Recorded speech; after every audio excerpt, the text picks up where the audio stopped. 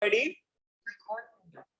So important, please remember about types of respiratory failure also, because these questions have appeared in the examination as well. Okay? So let's start with cardiology.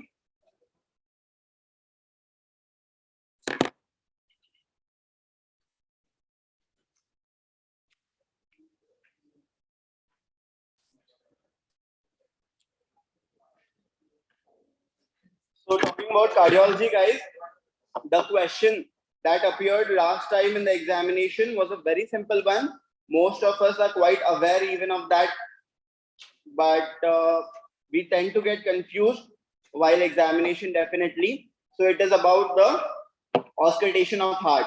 So for auscultation of heart, guys, please tell me how many points we auscultate. We will mainly auscultate 5 points.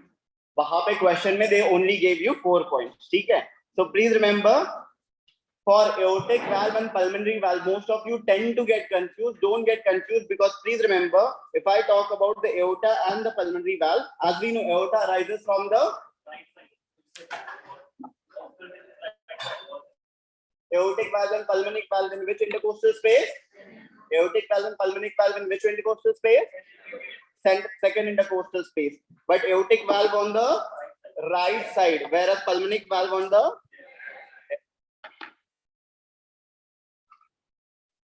aortic valve on right sternal border, aortic valve on, whereas pulmonic valve on.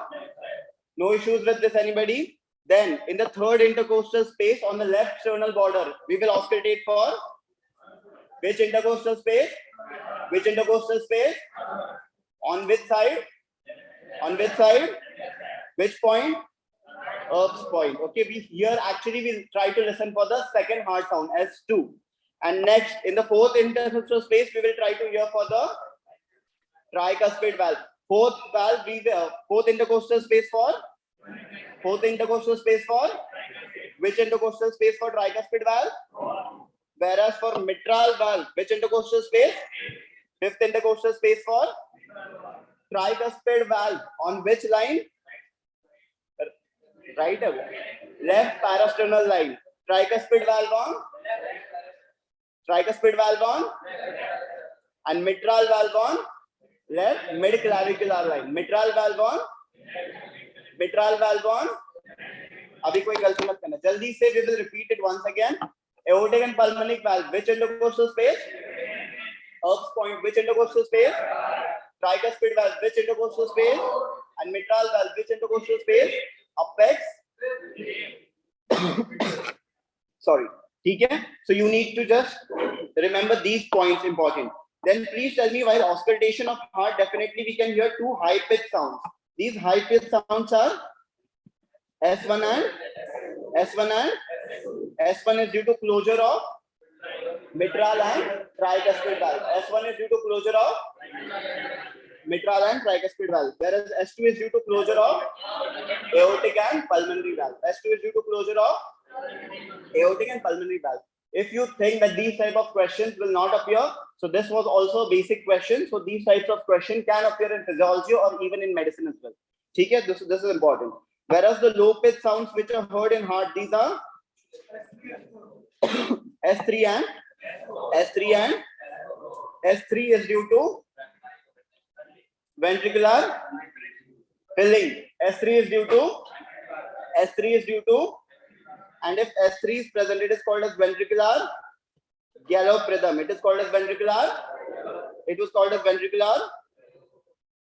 The sound will not remain loved up. It will become types. Okay, so that is the ventricular gallop rhythm.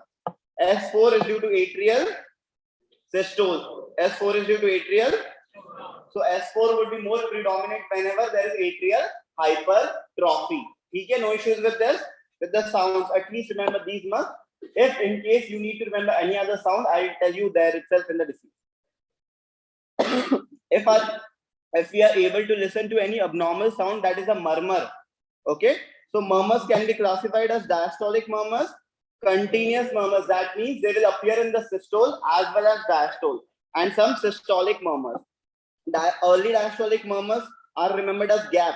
Early diastolic murmurs are gap. G for Graham stage murmur. G for G for and Graham-Steele murmur is seen in pulmonary arterial hypertension. Graham-Steele murmur is seen in A goes for aortic regurgitation. A for and P for pulmonary regurgitation. P for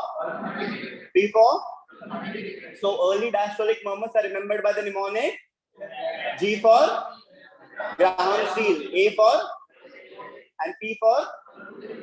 Then mid-diastolic murmur. Usually, mid-diastolic murmurs are seen in cases of mitral stenosis. In mitral stenosis, after the opening snap, we can hear the murmur. So this is the S2 heart sound.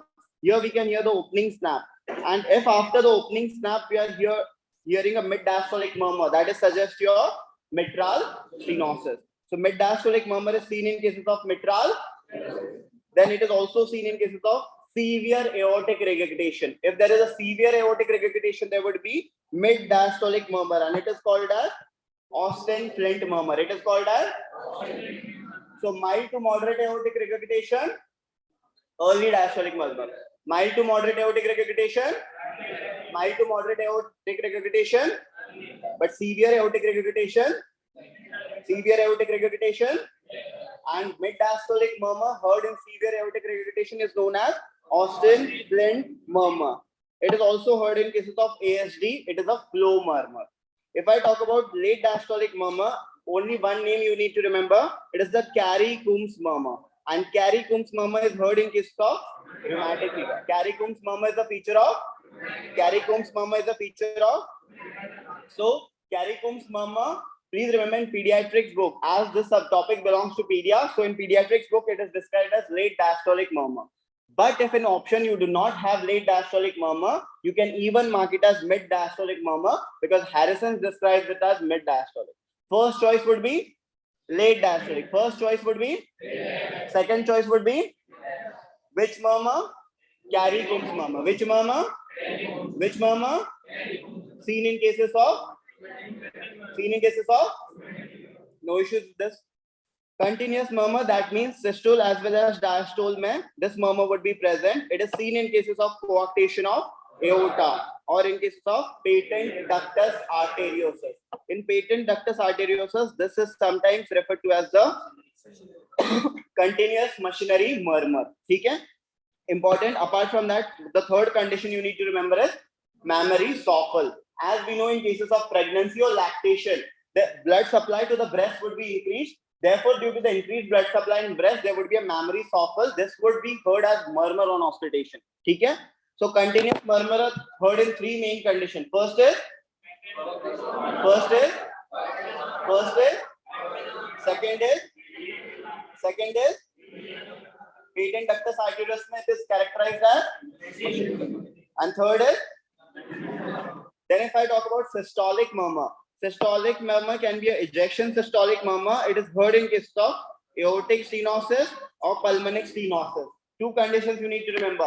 Ejection systolic murmur would be heard when there is narrowing of the aortic and pulmonary valve, and the blood is struggling to go out. Right? So please remember, ejection systolic murmur are seen in two conditions. First is. Second is.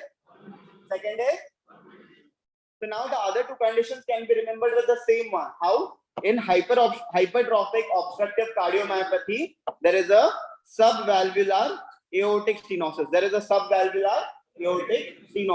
Whereas in cases of tetralogy of Fallot, the most important component is pulmonary infundibular stenosis. So again, the diagnosis or the conditions are the same. That is aortic stenosis or pulmonary stenosis. So subvalvular aortic stenosis is seen in HOCM. Subvalvular aortic stenosis in pulmonic infundibular stenosis in top. Pulmonic infundibular stenosis in. So aortic stenosis, which murmur? Ejection systolic murmur. Aortic stenosis, pulmonic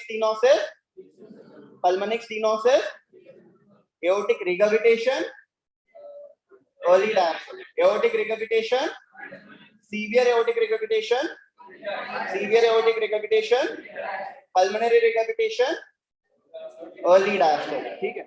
If I talk about pansystolic murmur, that means it is present throughout the systole. Pansystolic murmur is heard in cases of mitral regurgitation or tricuspid regurgitation. Mitral regurgitation, tricuspid regurgitation, and ventricular septal defect. When the blood flows from the left ventricle to the right ventricle. So pansystolic murmur, this is the easiest one. It is heard in cases of MTV. Pansystolic murmur in pansystolic murmur in M for M for M for T for T for and B for. Whereas late systolic murmur is already heard in cases of mitral valve prolapse. Late systolic and we'll keep on revising in between. बीच में पूछ लूँगा, ठीक है? So it would we can revise it easily. No issues with this. Moving further. Now talking about सबसे important part and पता नहीं क्यों डरते हो इस चीज से. That is your ECG. ठीक है? So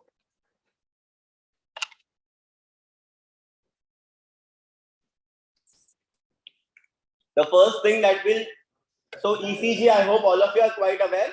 Electrocardiogram, it records the electrical activity of your heart. This electrical activity is generated by which node?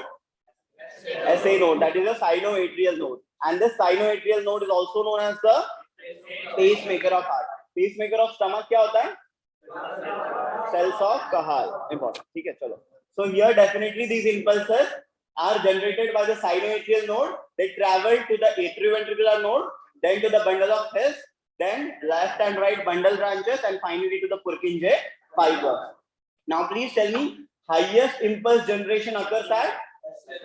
Highest impulse generation occurs at? But highest speed of conduction is seen at? Highest speed of conduction is seen at? So these are also two important differential things. Now first if I talk about ECG, guys, the first thing that you will assess is rhythm. The first thing you will assess is the normal rhythm is called as sinus rhythm. Normal rhythm of ECG is called as. So rhythm you can assess by looking at the RR interval. Okay, please remember we need to look at the RR interval. So this is the normal ECG. This is the P wave. It is P wave is due to atrial depolarization. P wave is due to QRS complex is due to ventricular depolarization. QRS complex due to and T wave due to ventricular repolarization. T wave due to. Now we need to check the distance between two RR waves. That is your RR interval. If the distance between RR waves is equal, as you can see in this image, here you can see there are 3 boxes in between every RR wave. That means this is a regular RR interval. And if there is a regular RR interval, means the rhythm is sinus. If there is a regular RR interval, it means the rhythm is sinus. No issues with this. Second thing that you need to calculate is usually your heart rate. Okay, heart rate is calculated by the formula 300 upon RR interval. 300 upon RR interval. The distance between two R waves. It can be calculated as your large boxes. So the number of large boxes in between two R waves. So here we can see how many large boxes you can see over here. There are almost 3 large boxes.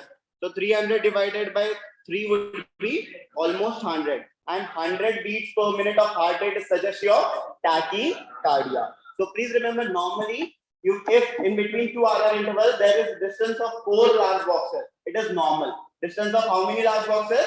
4. Because the heart rate would be around 75 beats per minute. Okay? So how many number of large boxes in between RR intervals suggest your normal heart rate? 4. If these number of large boxes is less than 3, if the number of large boxes is less than 3, the heart rate would exceed 100 beats per minute, and that is suggest your. So number of large boxes are less, that means number of large boxes less than 3 to suggest your. And if the number of large boxes is more than 5, that means the heart rate would be less than 60 beats per minute, and it is suggest your. So if number of large boxes is less than 3, bradycardia. Number of large boxes more than 5. Number of large boxes more than 5. Number of large boxes less than 3. Number of large boxes less than 3. You don't need to sit and calculate the heart rate. It is very easy. Okay, you just need to diagnose whether it is normal heart rate, bradycardia, tachycardia, and the ECG. Okay, that's it. The next thing you need to look for, please remember, is the axis. Most of you are confused with the axis. If I get any space over here. Okay. So I'll talk about the axis over here only. Okay. So if I talk about the cardiac axis, how do we determine the cardiac axis? So please remember, the cardiac axis is nothing but the vector due to depolarization. Whenever there is electrical depolarization of the heart, the vector which is generated, the vector goes in which direction, that determines the cardiac axis of the heart. Normally, during normal cardiac depolarization, the electrical vector which is generated, it is downwards and slightly left. Okay, it is downwards and slightly towards left. So the normal cardiac axis lies between minus, this was a question. Normal cardiac axis lies between minus 32 plus 110 degree. Normal cardiac axis lies between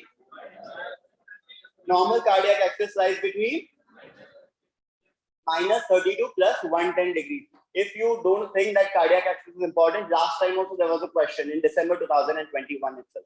Okay? So minus 32 plus 110 is the normal cardiac axis.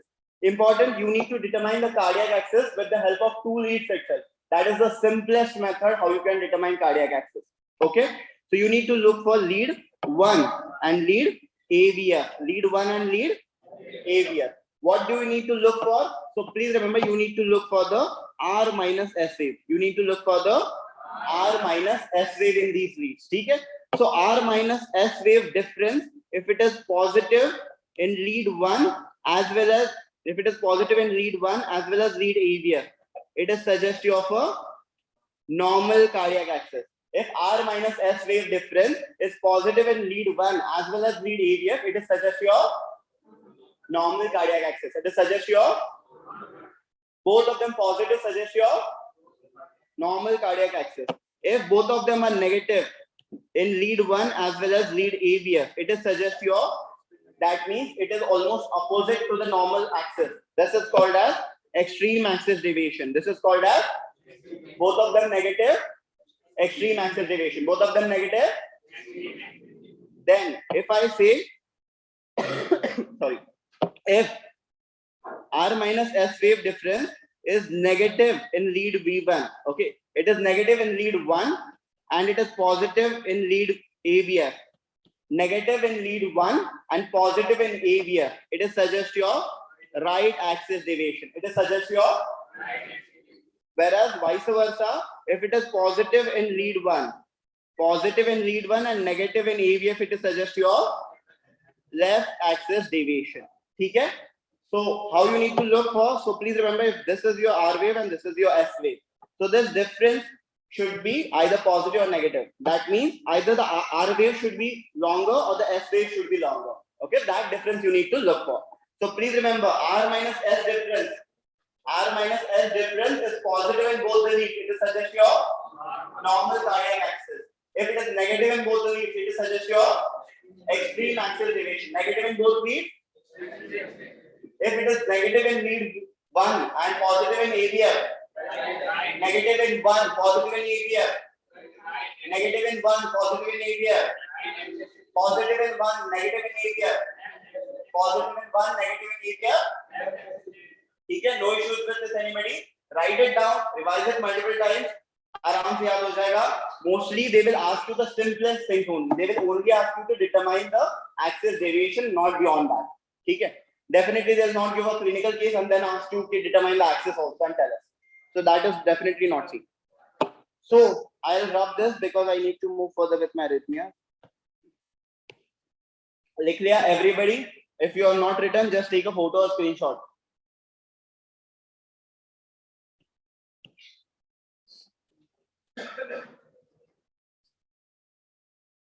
So please remember, after axis, now you need to look for the wave. Okay, now you need to look for the wave. The first wave that you will look for is the P wave. The first wave that you will look for is the P wave. P wave is suggestive of atrial depolarization, atrial systole or atrial depolarization.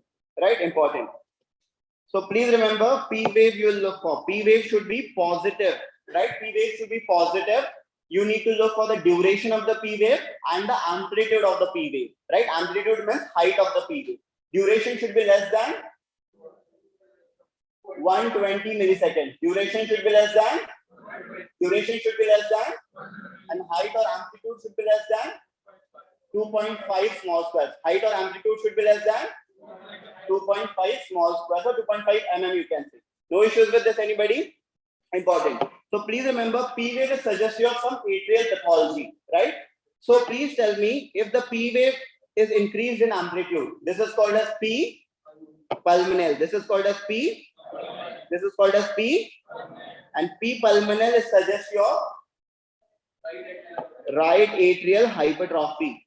P pulmonale is suggestive of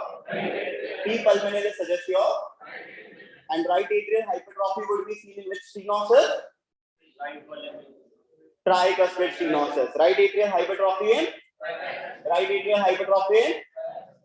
Then if you can see this kind of a bifid P wave, okay, bifid P wave, that means the left atria and right atria not contracting together, okay, आगे पीछे contract कर रहे हैं. That means they will lead to a bifid P wave, and this looks like an M. Therefore, it is called as P mitral. And P mitral is suggestive of left atrial hypertrophy. P mitral is suggestive of, and left atrial hypertrophy would be due to stenosis of which valve? Mitral valve. So left atrial hypertrophy is due to mitral stenosis. Left atrial hypertrophy is due to. Done with atrial pathology. No issues here. The next thing now, I'll erase it. The next thing now, I'll write it on a separate slide and will send it to you. I don't have any extra slide over here. Okay, I need to again open the notepad. So better I'll write it on a separate slide, ECG analysis, and I'll send it to you. Okay? So we'll discuss arrhythmias over here only. So after P wave, you need to look for the. उसके पहले कुछ आता है ना? PR interval. You need to look for the PR interval. And PR interval is due to impulse conduction in the AV node. So PR interval is generated due to impulse conduction in the. So PR interval will tell us about AV node damage, right? Important. So please tell me, shortened PR interval would be seen in. Very good. First of all, it is seen in tachycardia. Shortened PR interval would be seen in. Second, it is also seen in pre-excitation syndromes like Wolff-Parkinson-White syndrome. It is seen in. Or secondly, it is also seen in Lown-Ganong-Levine syndrome. We'll discuss about it. It is similar to Wolff-Parkinson-White in almost all of the cases. Whereas prolonged PR interval is seen in cases of bradyarrhythmias. Okay, prolonged PR interval is seen in cases of, and the bradyarrhythmias that we have are heart block. It is seen in cases of heart. In all types of heart block, prolonged PR interval is seen except Morbid's type 2. Okay, in all types of heart block, prolonged PR interval is seen except for Morbid's type 2. We'll discuss about heart blocks also. So PR interval done. No issues with PR interval. Anybody? Important. Okay. PR interval is normally how much? 120 to 200 millisecond. It is 122. So 0.12 to 0.2 seconds बोल सकते हो. So PR interval is normally 122. If it is more than 200, it is called as prolonged PR interval, and it is seen in cases of heart block. No issues here. Next, we will look for QRS complex, and QRS complex is suggestive of. If you are not done with ECG, please write it down. ECGs are important. Last exam में 3 से 4 ECGs थे. I don't care if this is a chanting session or not. I care that तुम लोगों को ECG पढ़ने आने चाहिए, and that is more important to me, right? Next, guys, please remember we'll look for the QRS complex, and QRS complex is suggestive of ventricular depolarization or ventricular systole, right? So QRS complex, normally they are narrow. So there would be a narrow QRS complex which is seen. Narrow QRS complex, that means there is no pathology in the ventricles. Okay, the pathology is like above the ventricles. That means in the atria. So narrow QRS complexes can be seen in cases of atrial fibrillation, in cases of supraventricular tachycardia or PSVT, paroxysmal supraventricular tachycardia. So please remember, narrow ventricular complexes or narrow QRS complexes are seen in which pathology? Atrial fibrillation, supraventricular tachycardia, and paroxysmal supraventricular tachycardia. No issues. So in any atrial pathology, the QRS complexes would be narrow. But if there are broad QRS complexes like this, that means there is some ventricular pathology. And broad QRS complexes are seen in cases of ventricular tachycardia. Broad QRS complexes are seen in cases of no issues with this. Ventricular tachycardia, it can also be tortured as the pointers. Done with this last two findings. ECG analysis I'm teaching you guys because this is important. Then I'll move to arrhythmia. The last two things that are left. Next is the ST segment. Next is the ST. So ST segment definitely touches the isoelectric line or the baseline. If there is any deviation in the ST segment, that is considered abnormal. So if there is ST segment elevation, it is suggestive of ST elevated MI. ST segment elevation is seen in cases of ST elevated MI. It can also be seen in cases of acute pericarditis. It is also seen in cases of acute pericarditis. Whereas ST segment depression is seen in cases of STEMI. Okay, ST segment depression is seen in cases of non-ST segment elevation. It is also seen in cases of angina. It is also seen in cases of one question to you. All angina leads to ST segment depression except one which causes ST segment elevation. So please remember, all anginas would lead to ST segment depression except one which causes ST segment elevation, and that is Prinzmetal angina, also called as vasospastic angina. This is the differential diagnosis only. Iske alawa, on ECG, you cannot differentiate angina with anything else. On ECG, if I'm talking about. Please remember, okay? So in chronic stable angina or in cases of unstable angina, what would we see? ST depression, ST. But in cases of Prinzmetal angina, ST. No issues with this, anybody now? The last thing that I need to discuss is the T wave. Last is the T wave, and T wave is suggestive of ventricular. T wave is suggestive of ventricular or ventricular diastole, right? So please remember, T wave again is a positive wave, right? So hyperacute T wave is usually seen in cases of myocardial infarction. Hyperacute T wave in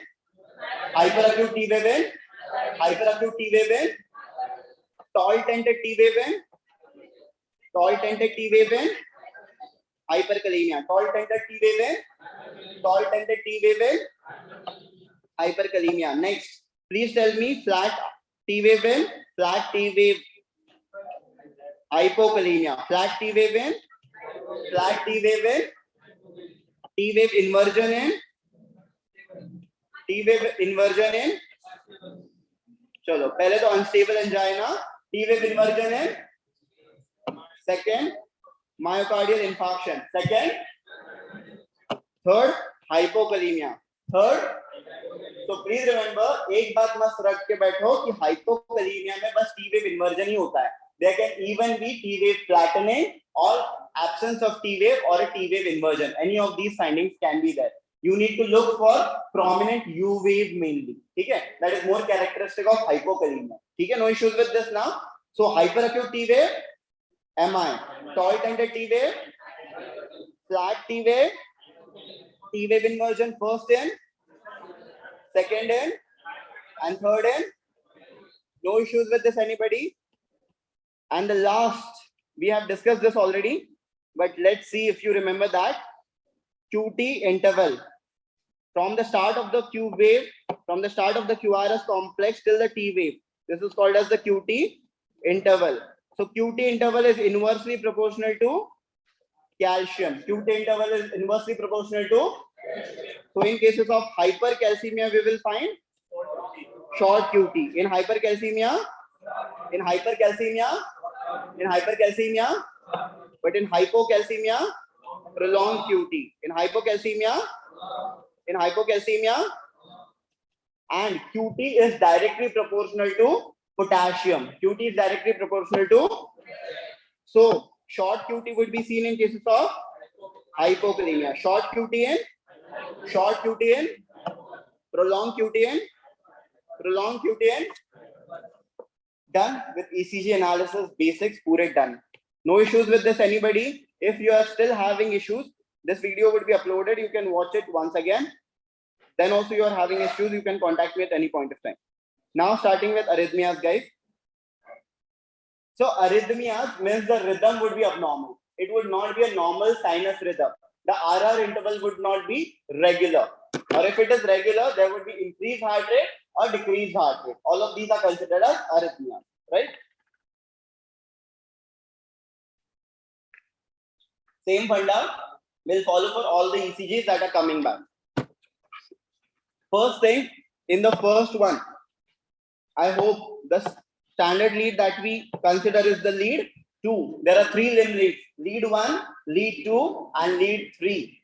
AVF, AVL, AVR, and there are 6 chest leads, V1 to V6. So normal standard ECG is actually a 12 lead ECG. Normal standard ECG is a 12 lead ECG. They try to ask you about these commonest instruments or the methods also, right? They can ask you about anything, which sphygmomanometer they are asking you, the BP cuff, the size of the BP cuff also, right? So these are the things which they commonly ask you, which you use in normal practice.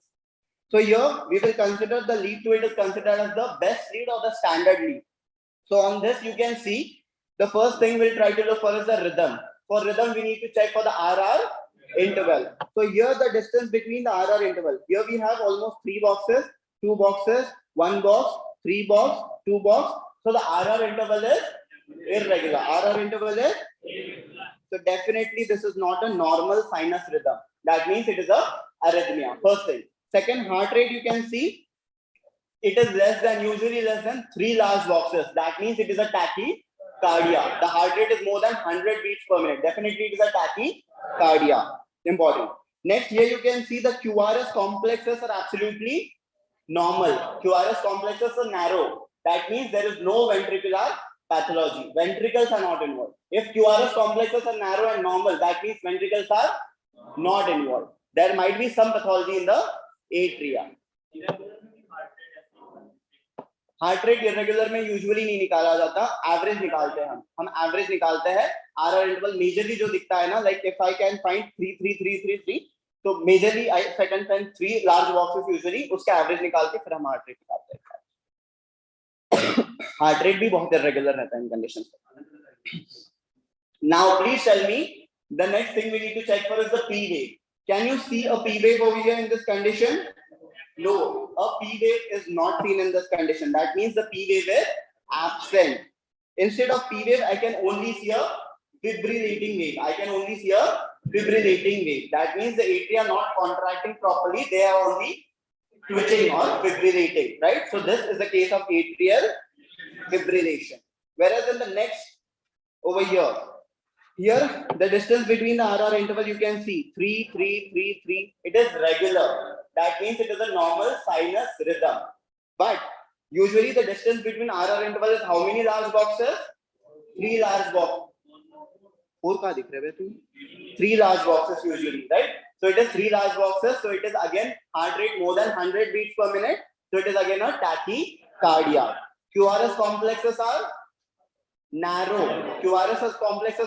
That means ventricles are not involved. Ventricles are normal. The pathology lies in the atria. So we need to check for the P wave then. Here you can see any P wave properly? No, this is not actually a P wave. Okay, please remember. So P wave is absent, right? Instead of P wave, you can see this type of pattern, which is called as the Ari ke dhatu jaisa. That means a sawtooth appearance or a sawtooth pattern, and this is suggest your atrial flutter. ठीक है? Now let's differentiate. ECG समझ में आ गया? ECG समझना जरूरी है. So now we know this is atrial fibrillation, whereas this is atrial flutter. ठीक है? Atrial flutter. What is the pathology in atrial fibrillation? Anybody? There will be production of multiple ectopic foci. What is present? multiple ectopic foci are present, and they are present where? In which chamber? Left atrium. This multiple ectopic foci are present in whereas in atrial flutter we can see a macro reentrant circuit. What is seen? What is formed?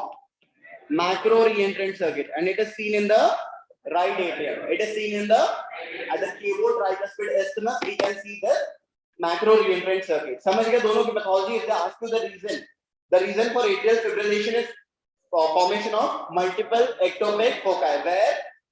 Left atrium. Atrial flutter ke behind it is the macro reentrant circuit. Where? Right atrium. No issues with this. Now, definitely this ectopic foci which are formed, they are also producing impulses, and they are producing impulses at a higher rate, abnormally higher rate. In atrial fibrillation, they will produce impulses at a rate of around 300 to 600 beats per minute. In atrial fibrillation, what is the atrial rate? 300 to atrial fibrillation. What is the atrial rate? 300 to 600 beats per minute. Whereas in cases of atrial flutter, it could be somewhat lesser. It is around 240 to 350 beats per minute. 250 से 350 याद रख लो easy के लिए तुम्हारे.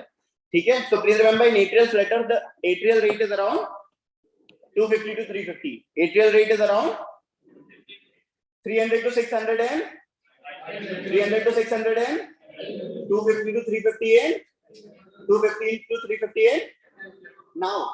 Definitely, not all of these impulses would travel from atria to the ventricles, right?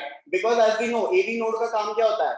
To slow down the conduction. AV node has the function of slowing down the conduction. So AV node blockage can occur, okay? And the AV node block which is there, in cases of atrial fibrillation, it is 4:1. That means only one impulse out of 4 would travel to the ventricles. Whereas in cases of atrial flutter, it is only 2:1. That means one impulse out of every 2 will travel to the ventricles. समझ रहे हो? Impulses are produced in the atria, okay, at a very high rate. But all of these would not go to the ventricles. They would be blocked by the AV node. And the AV nodal block in atrial fibrillation is 4:1. And in flutter it is 2:2. Why it is important? I'll tell you. Because if you calculate the ventricular rate or the heart rate of this patient, okay, you will think कि atrial rate ज़्यादा है तो ventricular rate भी ज़्यादा होगा. नहीं, यहाँ पे block भी ज़्यादा है, and that is the reason why ventricular rate in atrial fibrillation is around 100 beats per minute. Ventricular rate in atrial fib is around. But that in atrial flutter is around. Atrial flutter में कितना होता है? So now you understand. Important. Definitely for investigation, we will check for the ECG. But before that, I'll also check for the pulse of the patient. Pulse in atrial flutter would be regular. Pulse in atrial flutter is, but pulse in atrial fibrillation is irregularly irregular. Pulse in atrial fibrillation is irregularly irregular. If they ask you about rhythm also, rhythm in atrial fibrillation irregularly irregular. Rhythm in atrial fibrillation. So please remember, irregularly irregular pulse or irregularly irregular rhythm. Direct diagnosis atrial fibrillation. No issues with that. Regular pulse, regular rhythm are seen in atrial flutter. No issues with this. Anybody? Next. Now, if I talk about the ECGs that we have already seen, definitely there would be tachycardia. RR interval would be reduced. RR interval would be P wave would be in both the conditions. Fibrillating wave would be present in atrial. Sawtooth appearance would be present in atrial. समझ गए? Lastly, talking about treatment. Can I raise something? ठीक है sir. So for treatment now, please remember the mnemonic is RACE. Okay, R for rate control. So to decrease the rate, we can give beta blockers, and the shortest acting beta blocker, one liner. Shortest acting beta blocker. So here for rate control, we can give IV esmolol, or we can give one more drug. That is IV Verapamil. We can give IV. Now, please remember why IV verapamil is given. Most of the calcium channel blockers, that is dihydropyridine, will increase the heart rate, but verapamil will decrease the heart rate. Right? So please remember, calcium channel blockers mainly increase the heart rate, except for verapamil and diltiazem, which decrease the heart rate. So IV esmolol or IV verapamil are given for rate control. IV esmolol is given for rate. Then A for anticoagulation. So as we know, in this condition, definitely there would be a high risk of clot formation, and these clots can embolize and go in the brain and cause stroke. Right? To prevent stroke, definitely we will give anticoagulation to the patient, and we can give oral anticoagulants, drugs like dabigatran or rivaroxaban. Dabigatran or rivaroxaban or out of these, oral one is dabigatran. Dabigatran is an oral anticoagulant, right? Next, C goes for control of rhythm. C goes for control of rhythm. For rhythm control, we can give class 3 antiarrhythmic drugs. Class 3 antiarrhythmic drugs are potassium channel blockers. Class 3 antiarrhythmic drugs are so here we can give drugs like ibutalide or amiodarone. Ibutalide or amiodarone for rhythm control. And lastly, if all of these medical therapies fails, then we will lastly go for electrical cardioversion. So electrical cardioversion में क्या करेंगे? We will give DC shock. DC shock is biphasic. DC shock is given, but the potential differs. Okay, in atrial fibrillation, DC shock of how many joules is given? 200 joules biphasic. Atrial fib में, but in atrial flutter, 25 to 50 joules.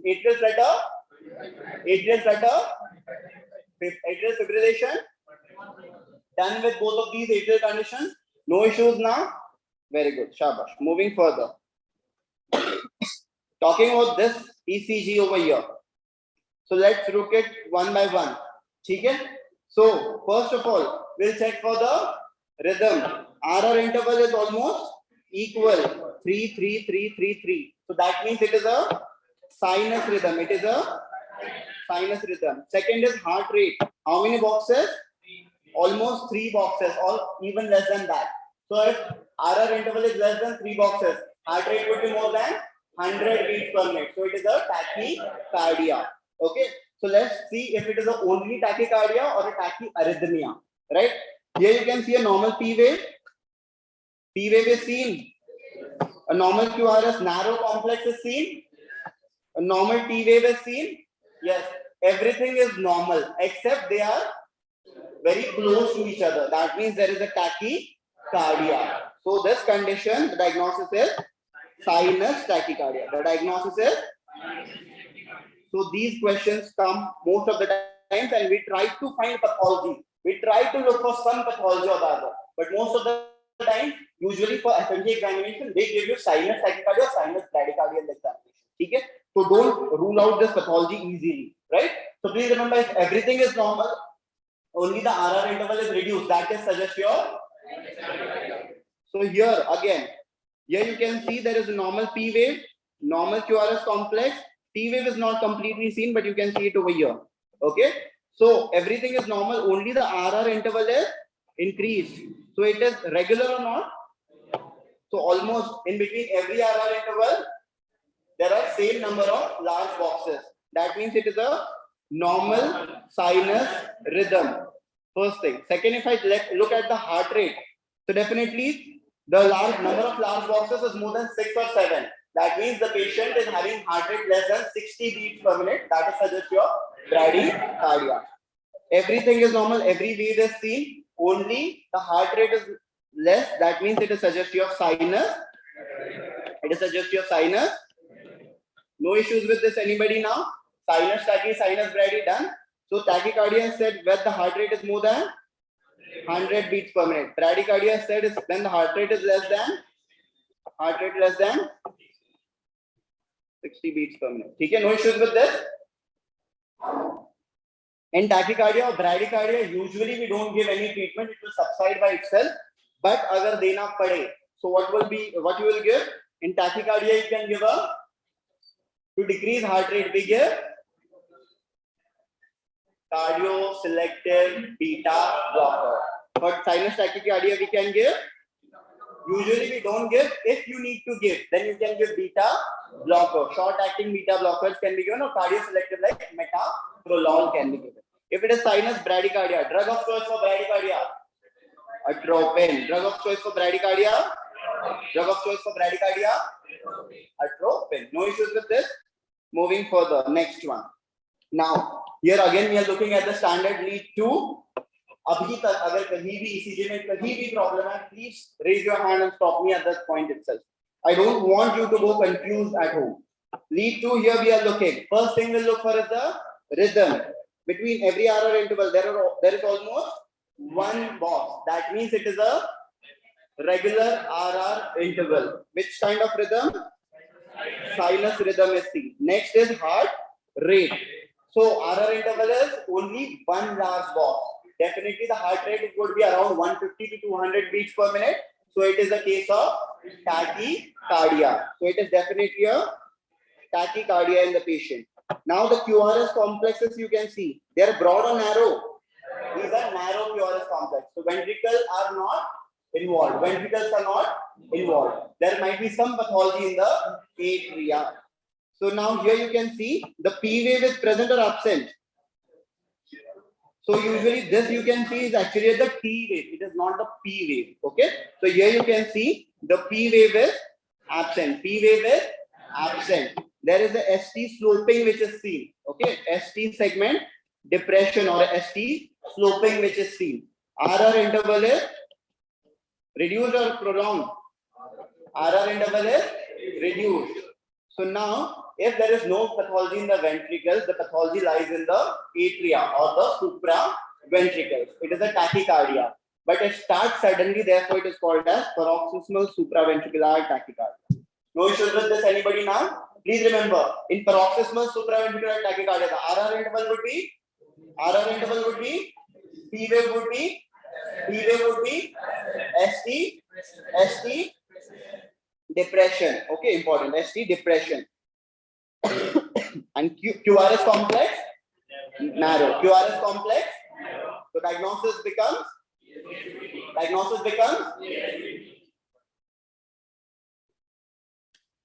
So now they ask you what is the cause behind PSVT, guys.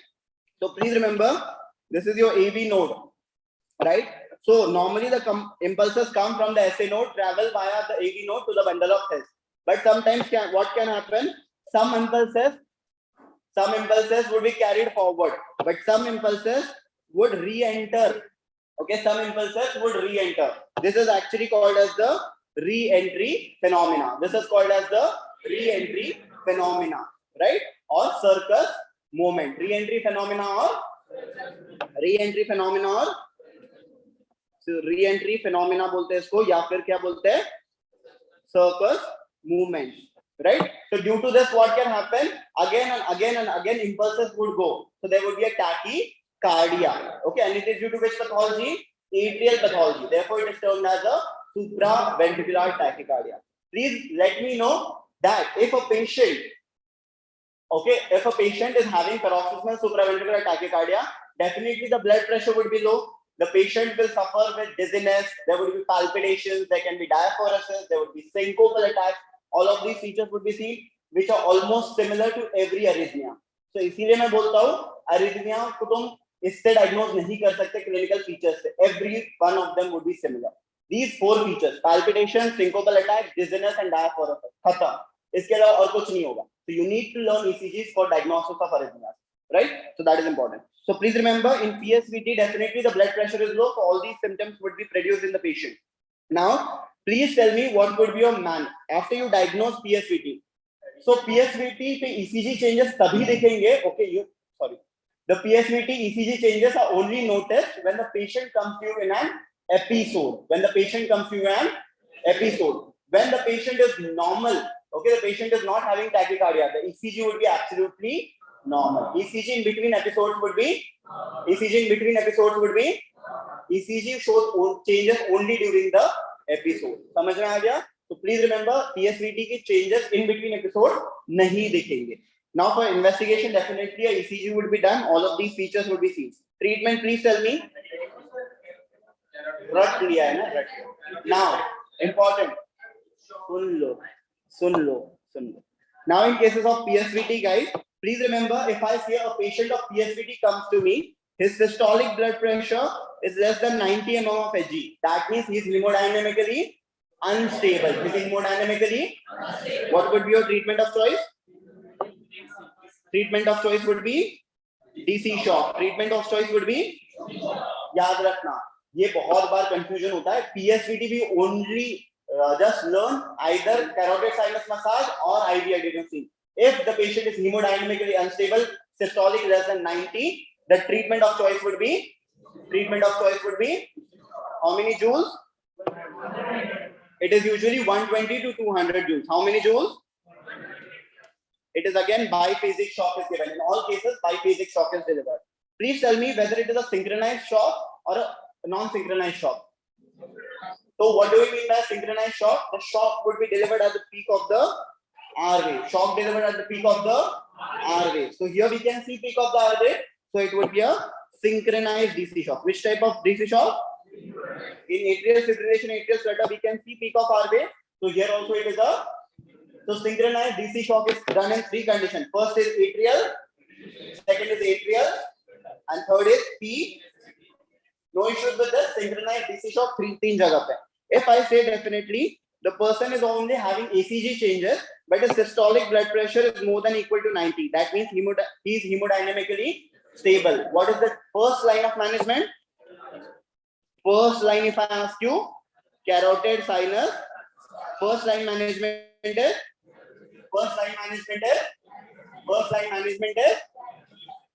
In drug of choice would be. Adenosine is given IV. And shortest antiarrhythmic drug is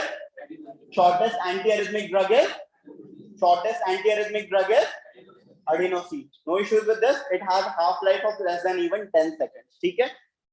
Okay. And if even the patient does not improve on giving adenosine, again the last resort would be DC shock to abort the arrhythmia in the patient. No issues with this. PSVT done clearly. Next. Now here we can see it is the easiest one, I feel so. Definitely the distance between the RR interval is almost normal. Okay, it is a sinus rhythm. Sometimes it can be different, but here it is normal. Most of the times it is irregular, so it is a arrhythmia. But here we can see the P wave is normal, T wave is normal, here QRS is normal. But in the next one, no P wave is seen, directly a QRS complex is seen. Again here a normal wave is seen, but again a abnormal QRS complex is seen. So such abnormal broad QRS complex, in between the normal QRS is known as, it is called as premature ventricular contraction.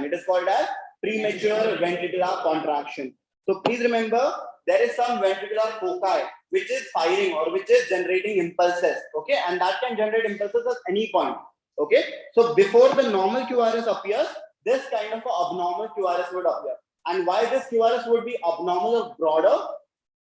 Because please remember, when the conduction goes from the normal electrical pathway, the QRS would be narrower. But when the impulse travels between the myocyte, intermyocyte conduction, the QRS would be broader because it takes time. Via electrical pathway, it would be faster, and therefore the QRS would be narrower. But via cardiac cells or via myocytes, it will take time, and therefore the QRS would be broader. No issues with this. So definitely, if it is traveling via myocytes, there would be a broad QRS complex, right? So it is a ventricular contraction or a premature ventricular contraction, also termed as, anybody? Extra systole, also termed as, and also termed as a premature beat, What would be the treatment, anybody? Direct shock दोगे हैं, कुछ भी हो shock, हाँ, CPR, arrest में नहीं है patient,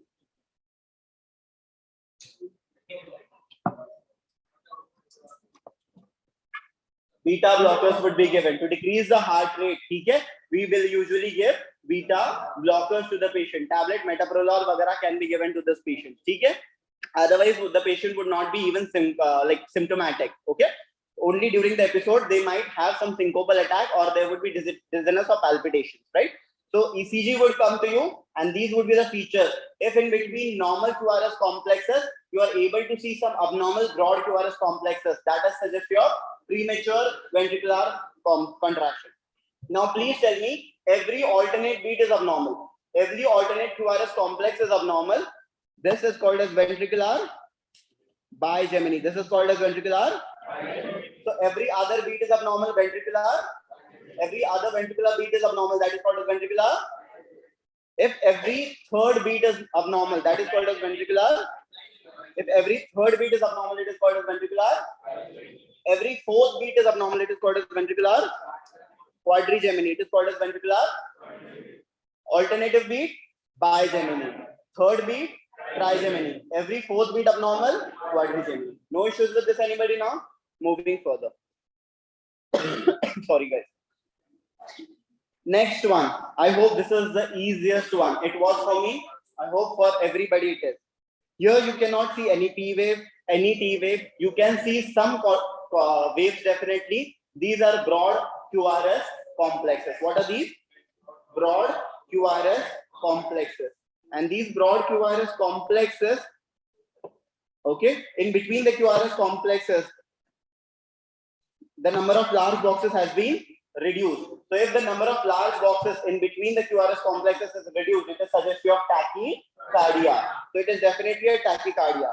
But as there are broad QRS complexes, it cannot be an atrial tachycardia. It is a ventricular tachycardia. So the diagnosis in this condition is ventricular tachycardia. So here you can see important guys in the second lead if I talk about all the ventricular complexes, all the QRS complexes which are generated, they are of same size and same shape. If they are of same size and same shape, they are called as monomorphic VT. It is called as but here in the other picture again, you can see it is tachycardia. But here there are some normal complexes, some broad QRS complexes, and the size and shape of every QRS complex is different. So this is termed as a polymorphic ventricular tachycardia. This is termed as polymorphic ventricular tachycardia. Polymorphic VT is also known as, anybody? Shabash. Polymorphic VT is also called as Torsades D pointus. Polymorphic VT is also called as So yaad rakhna, tachycardia, ventricular tachycardia will be characterized by broad QRS complexes. Ventricular tachycardia would be characterized by, and the second thing would be reduced RR interval. Done with this, the only two findings would be seen. First, reduced RR interval, so tachycardia, broad QRS complexes, therefore ventricular tachycardia. Same size and shape, monomorphic. Same size and shape, different size and shapes, Polymorphic VT is also called as Torsades D pointus. No issues with this now. Now coming to the treatment part. So please tell me, this is important because it is actually a emergency. Okay. So in ventricular tachycardia, I would say if it is a stable patient. Okay. In cases of stable ventricular tachycardia, if it is monomorphic, what would be the treatment of choice? IV amiodarone. IV. Why? Please remember, amiodarone causes chemical cardioversion. What do we mean by cardioversion? Cardioversion, whether it is chemical or electrical. We give a shock to the heart, we will ask the heart to stop and then it will again restart and start beating normally. Right? This is called as cardioversion. We will make it stop for a while and then again it will start beating normally. This is called as cardioversion. If it is done with shock, it is electrical cardioversion. Done with amiodarone like drugs, it is chemical cardioversion. So if there is a stable VT, what do we mean by stable VT? The patient is hemodynamically stable. The blood pressure is absolutely normal. In this condition, usually, if it is a monomorphic stable VT, treatment of choice would be. Whereas it is a stable VT, but on ECG it is a polymorphic VT. So polymorphic stable VT or a polymorphic Torsades D pointus. Treatment of choice is IV magnesium. Magnesium sulfate is also the drug of choice for eclampsia. It is also the drug of choice for eclampsia. No issues with this. Also for hypomagnesemia. No issues with this. Yaad rakhna. Now, if I say if there is unstable VT in the patient, unstable VT, that means the patient is hemodynamically unstable. The systolic blood pressure is less than 90 mm of Hg. Whether it is monomorphic or dimorphic, patient is having unrecordable blood pressure, or the blood pressure is less than 90 mm of Hg. The treatment of choice will remain same irrespective of monomorphic or polymorphic, and that would be electrical cardioversion. That would be electrical, and electrical cardioversion is done with DC shock. Okay, it is biphasic. How many joules? 200 joules. How many joules? Now please tell me whether it would be a synchronized DC shock or a non-synchronized DC shock. Anybody can see the peak of R waves? No, peak of R waves is not seen. So we need to give the DC shock directly without waiting for the peak of R wave, and therefore it is termed as the non-synchronized DC shock. So non-synchronized DC shock is given in which cases of ventricular tachycardia? Unstable ventricular tachycardia. Next one. Here you can see again the patient had a myocardial infarction. Post myocardial infarction, the patient presents to me. Okay, and the patient is unconscious right now. He had a history of recurrent syncopal attack, and the ECG appears to be something like this. What is this? No normal P wave, QRS complex, T wave, nothing is seen. Only rapid waves are seen. That means definitely it is a tachyarrhythmia. But the ventricles are only twitching. The ventricles are only twitching, right? So if there is only twitching of ventricles present, it is suggestive of ventricular fibrillation. It is suggestive of ventricular. So such fibrillating wave is seen in between normal QRS complex. It is suggestive of atrial fibrillation. But if only fibrillating wave is seen throughout the ECG, it is suggestive of ventricular. Only fibrillating wave? Only fibrillating wave? Fibrillating wave in between normal QRS, atrial fibrillation. No issues with this, anybody? Now, what is the treatment of choice for ventricular fibrillation? It is again a DC shock, 200 joules biphasic, non-synchronized. So synchronized DC shock. Synchronized DC shock, jaldi se. Atrial fibrillation, atrial flutter, and paroxysmal supraventricular tachycardia. Non-synchronized DC shock, unstable ventricular tachycardia and ventricular fibrillation. Okay? Stable VT monomorphic drug of choice. Stable VT polymorphic drug of choice. Done. VT samajh gaye, VFib samajh gaye. No issues with anybody. All those online also. Please let us know.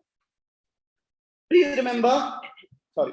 If they ask you the most common arrhythmia post MI, as we know, after a myocardial infarction, one of the most important complication is actually arrhythmia. The most common arrhythmia post MI would be ventricular tachycardia fibrillation. The most common arrhythmia post MI is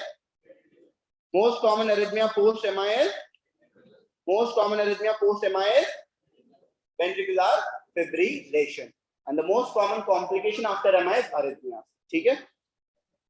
Next, talking about this one now. इसमें बहुत confuse हुए थे दिसंबर का question, ये वो नहीं है but ये लगा था लोगों. So look at the distance between the RR interval, 4 boxes. So definitely the rhythm is sinus. So then we have a normal sinus rhythm in this patient, right? Next we'll check for the heart rate. Heart rate is almost 4 boxes. So it is around 75 to 100 beats per minute. So heart rate is also normal in this patient. So what abnormality you can see over here? Anybody? The P wave also appears to be normal. But after the P wave, you can see this sloping which is seen. This slope which is seen. It is called as which wave? Shabash. It is called as the delta wave. This is called as the delta wave. You can see over here, agar usme nahi dikha, this is the slope which is seen, right? So this slope which is seen or a notch which is seen at the start of the QRS complex, this is called as which wave? and delta wave is seen in cases of WPW syndrome. Along with that, you can also see ST segment depression and T wave inversion. ST segment depression and all of these suggest you of Wolff, Parkinson, White syndrome. The differential diagnosis for Wolff, Parkinson, White syndrome is Lown, Genong, Levine syndrome. Which syndrome? Lown, Genong, Levine syndrome. Lown, Genong, Levine syndrome. So please remember, these are close differential diagnosis. Both of these are pre-excitation syndrome. What do we mean by pre-excitation syndrome, guys? So please remember, right? So if I am talking about the heart, impulse is generated from SA node, it is traveling to AV node, and then from there to the bundle of His. But over here, what happens? Along with the normal electrical pathway, there is also presence of a abnormal electrical pathway, and this abnormal or aberrant electrical pathway is actually the cause behind this pre-excitation syndrome. What will happen? The impulses, rather than traveling from the normal pathway, they will first travel from the abnormal pathway, and that will cause pre-excitation of the ventricles. That will cause a premature excitation of the ventricles.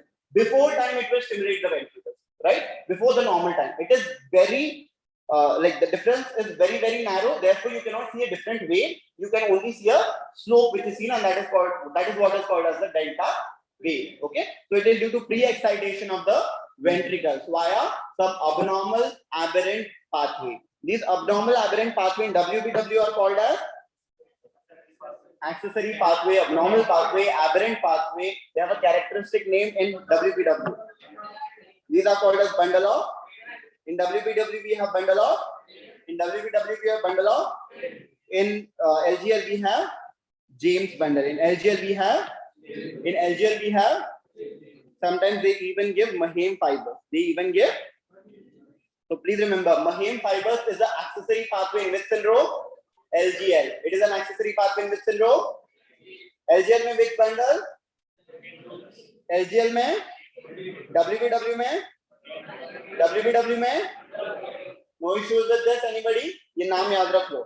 Now, if there is pre-excitation, definitely, again the patient will present to you with same features. There would be dizziness, there would be palpitations, there would be recurrent syncopal attacks in the patient. Classical features would be there. But along with that, definitely in WPW syndrome, the patient can also mention of a sudden cardiac death in the family. Okay, so there would be a history of sudden cardiac death. There would be a history of sudden cardiac death in the family. Okay, history of sudden cardiac death in the family. No issues with this. Along with the classical symptoms, history of sudden cardiac death in the family is seen with mainly Wolff, Parkinson, White syndrome. Okay. If I talk about the ECG features, in ECG features, please remember, both of these are definitely a pre-excitation syndrome. So the PR interval would be reduced. PR interval would be, why? PR interval is when the impulse travels from the AV node. But here the impulse is not traveling from the AV node, rather via the accessory pathway. And therefore the PR interval would be, PR interval is reduced in both the conditions. PR interval is reduced in, PR interval is reduced in.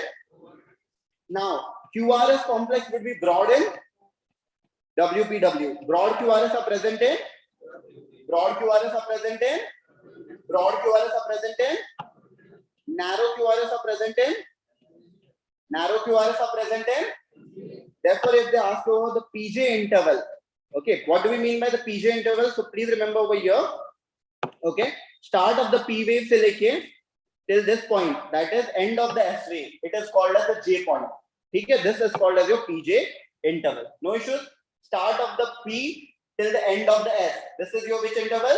PJ interval. Because end point of S wave is called as J point. End point of S wave is called as J. So PJ interval ye hota hai. So please remember,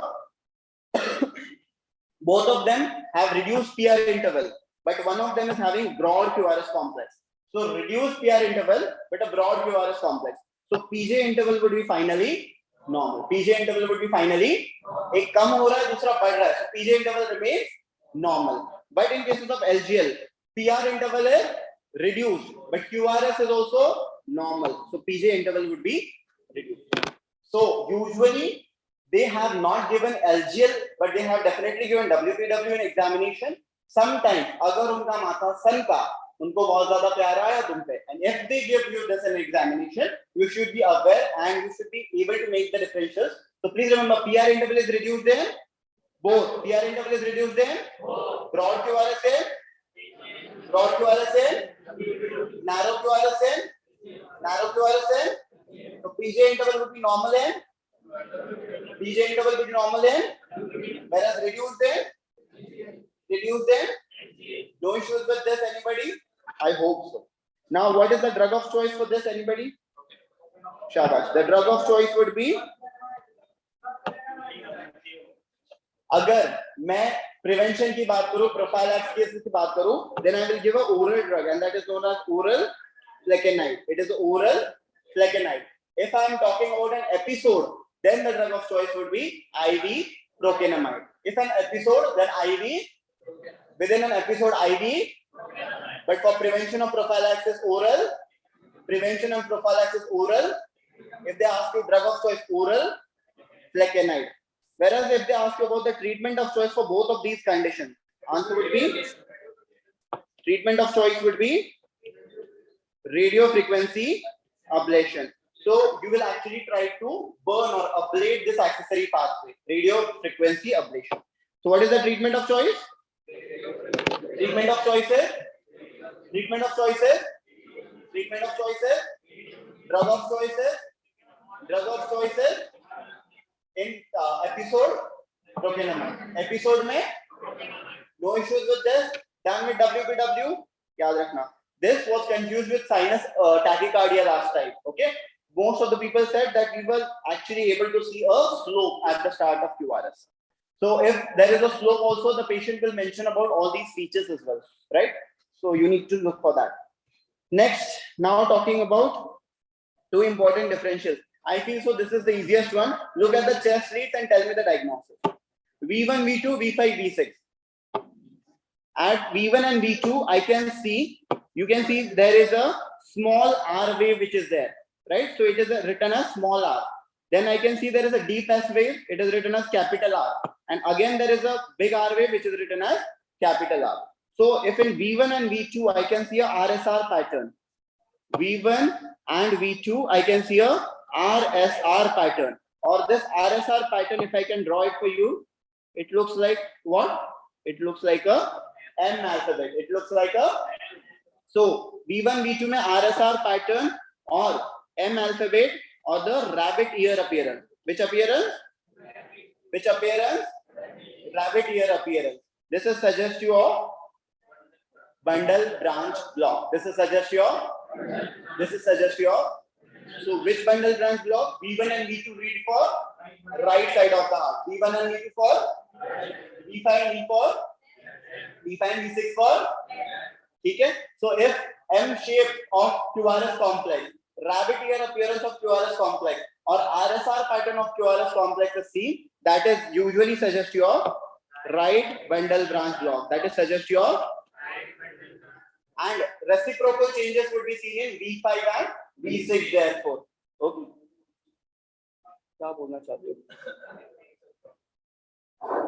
Then in this one, okay, in V5 and V6, reciprocal changes would be seen. What do we mean by reciprocal changes? Here you can see a deep and a broad S wave. What would be seen?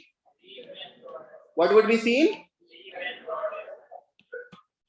And sometimes it also, here I am not sure if it is visible. It resembles which alphabet? W alphabet. It resembles which alphabet? So M pattern in V1 and V2. W pattern in V5 and V6. It is right bundle branch block. M pattern V1, V2. W pattern V5, V6. Right bundle branch block. No issues with this anybody? Important. So right bundle branch block, there can be many reasons. There can be right ventricular hypertrophy. It can be cardiomyopathy. Huh? Right ventricular hypertrophy हो गया. B1 में हाँ होता तो है, but usually उसमें ना R plus S wave का जो ये होता है total होता है ना, it is more than 35 mm. Here it is not, right? So please remember, it is right bundle branch block. It can occur due to right ventricular hypertrophy. It can occur due to cardiomyopathy as well. Next, if I talk about this condition over here. Bolo.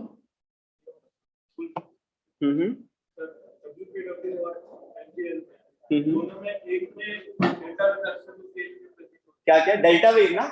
So delta wave is present in WPW. I didn't. So this ECG, please remember, it is called the WPW syndrome, right? So delta wave is present in. Delta wave is only present in. Delta wave is only present in. No issues with this, anybody? Moving further. Next, talking about this one. Sorry, guys. So here you can look for V1, V2, V5, V6. In V5, V6, you can see which pattern now? M pattern. Okay, M pattern in V5, V6. M pattern in V5, V6, or which appearance? Rabbit ear appearance. And in V1, V2, you can see deep and broad as waves. Deep and so this is suggest your left bundle branch block. This is suggest your. Excuse me, almost block online. William Marrow. ऐसे याद रख सकते हैं. William Marrow. So W shape. Sorry. W shape in V1, V2, M shape in V5, V6. Left bundle branch block. W shape. बोलो सही. W shape. V1, V2, M V5, V6. This suggests your. That is clear. Marrow से M shape. M shape in V1, V2. M shape in V1, V2. M shape in and W shape in W shape in. It is suggest your. So William Marrow, let's remember, left comes first and comes right. ठीक है, तो William Marrow is the mnemonic. यही गड़बड़ी कर रहे थे. William को तो Marrow हमको यही याद रखना. No issues with this, anybody now? Just remember, left bundle branch block again can be due to dilated cardiomyopathy. It can be due to some arrhythmia. It can even develop due to anteroseptal MI as well. Okay? So you just need to diagnose the ECGs. That is what they will ask in bundle branch block. Nothing else. Okay? Next, a patient presents with chest pain radiating to the left arm, diaphoresis and dyspnea. Diaphoresis is excessive sweating. Crop I was positive. Which is the most important risk factor for underlying pathology? पहले तो diagnosis बताओ. Diagnosis is definitely myocardial. Diagnosis is myocardial, and the most common pathology or the most common cause for myocardial infarction is athero. Most common cause for MI is. Now please tell me which is the most important risk factor for atherosclerosis. Most important lab risk factor for atherosclerosis is. Most important lab risk factor. There can be some modifiable risk factors, some non-modifiable risk factors. Modifiable risk factors would be something like alcohol. Modifiable. Age kam hoti hai. Modifiable would be something like alcohol, smoking, diabetes mellitus, obesity, all of them. Whereas non-modifiables would be something like age in the patient, sex of the patient. Okay. So all of these would be, or some genetic or structural defect in the patient. So apart from that, I am asking about the lab risk factor. The most important lab risk factor for atherosclerosis is. I'll come to that. It is high sensitive C reactive protein. Most important. Tarun sir ने लिखवाया होगा notes में है. देख लो. Most important lab risk factor for atherosclerosis. High sensitive C reactive protein. Most important lab risk factor for atherosclerosis. Highly sensitive C reactive protein. Followed by, if this is not an option, then cholesterol is to LDL ratio. Cholesterol is to LDL ratio. Kitna? More than 3.5. More than 3.5. It is high risk of atherosclerosis. So what is the most important lab risk factor for atherosclerosis? Highly sensitive C reactive protein. Second most important is cholesterol is to LDL ratio. Cholesterol is to HDL ratio. Cholesterol is to HDL ratio. Sorry. More than 3.5, it is suggest your atherosclerosis. No issues with this, anybody? Now please tell me which is the most common artery or the most common vessel to undergo atherosclerosis. Most common vessel to be affected with atherosclerosis.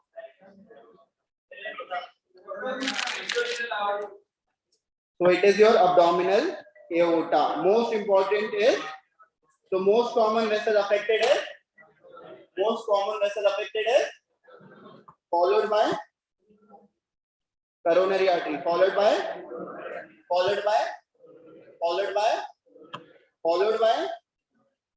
popliteal artery, followed by, and if they ask you which is the most common, this was a recall question, please pay attention. Most common peripheral artery affected in atherosclerosis. Most common peripheral artery affected in atherosclerosis. Most common peripheral artery affected in atherosclerosis. Most common overall. Even if they ask you for aneurysm, the order remains same usually. Okay, the most common vessel affected in aneurysm is also abdominal. Most common vessel affected in aneurysm is also. So please remember, atherosclerosis is not only the risk factor for myocardial infarction, it is also the risk factor for stroke, as well as it is also the risk factor for aneurysm. And therefore, the most common vessel affected is abdominal aorta, followed by coronary artery, and the most common peripheral is popliteal artery. No issues with this. Now, most important, ये pathology से भी पढ़ रहा हूँ. I am actually doing pathology as well along with this. So please tell me which is the most important prerequisite or condition for forming the atherosclerotic plaque. Most important condition for forming a atherosclerotic plaque. Endothelial injury. It is endothelial injury. If there is no endothelial injury, atherosclerotic plaque would not be formed because aggregation occurs due to endothelial injury. Important, right? So the most important prerequisite would be endothelial injury. Then there would be accumulation of macrophages, and these macrophages will contain cholesterol vesicles in it. And these cholesterol containing, this was the one-liner which was asked. Cholesterol containing macrophages in atherosclerosis are called as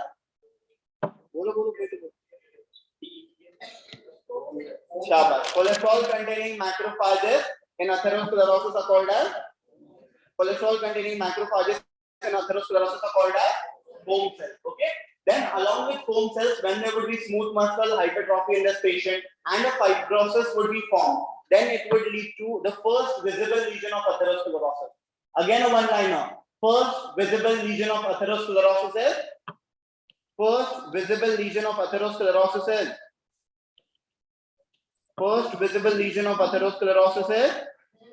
fatty streak. First visible lesion of atherosclerosis. No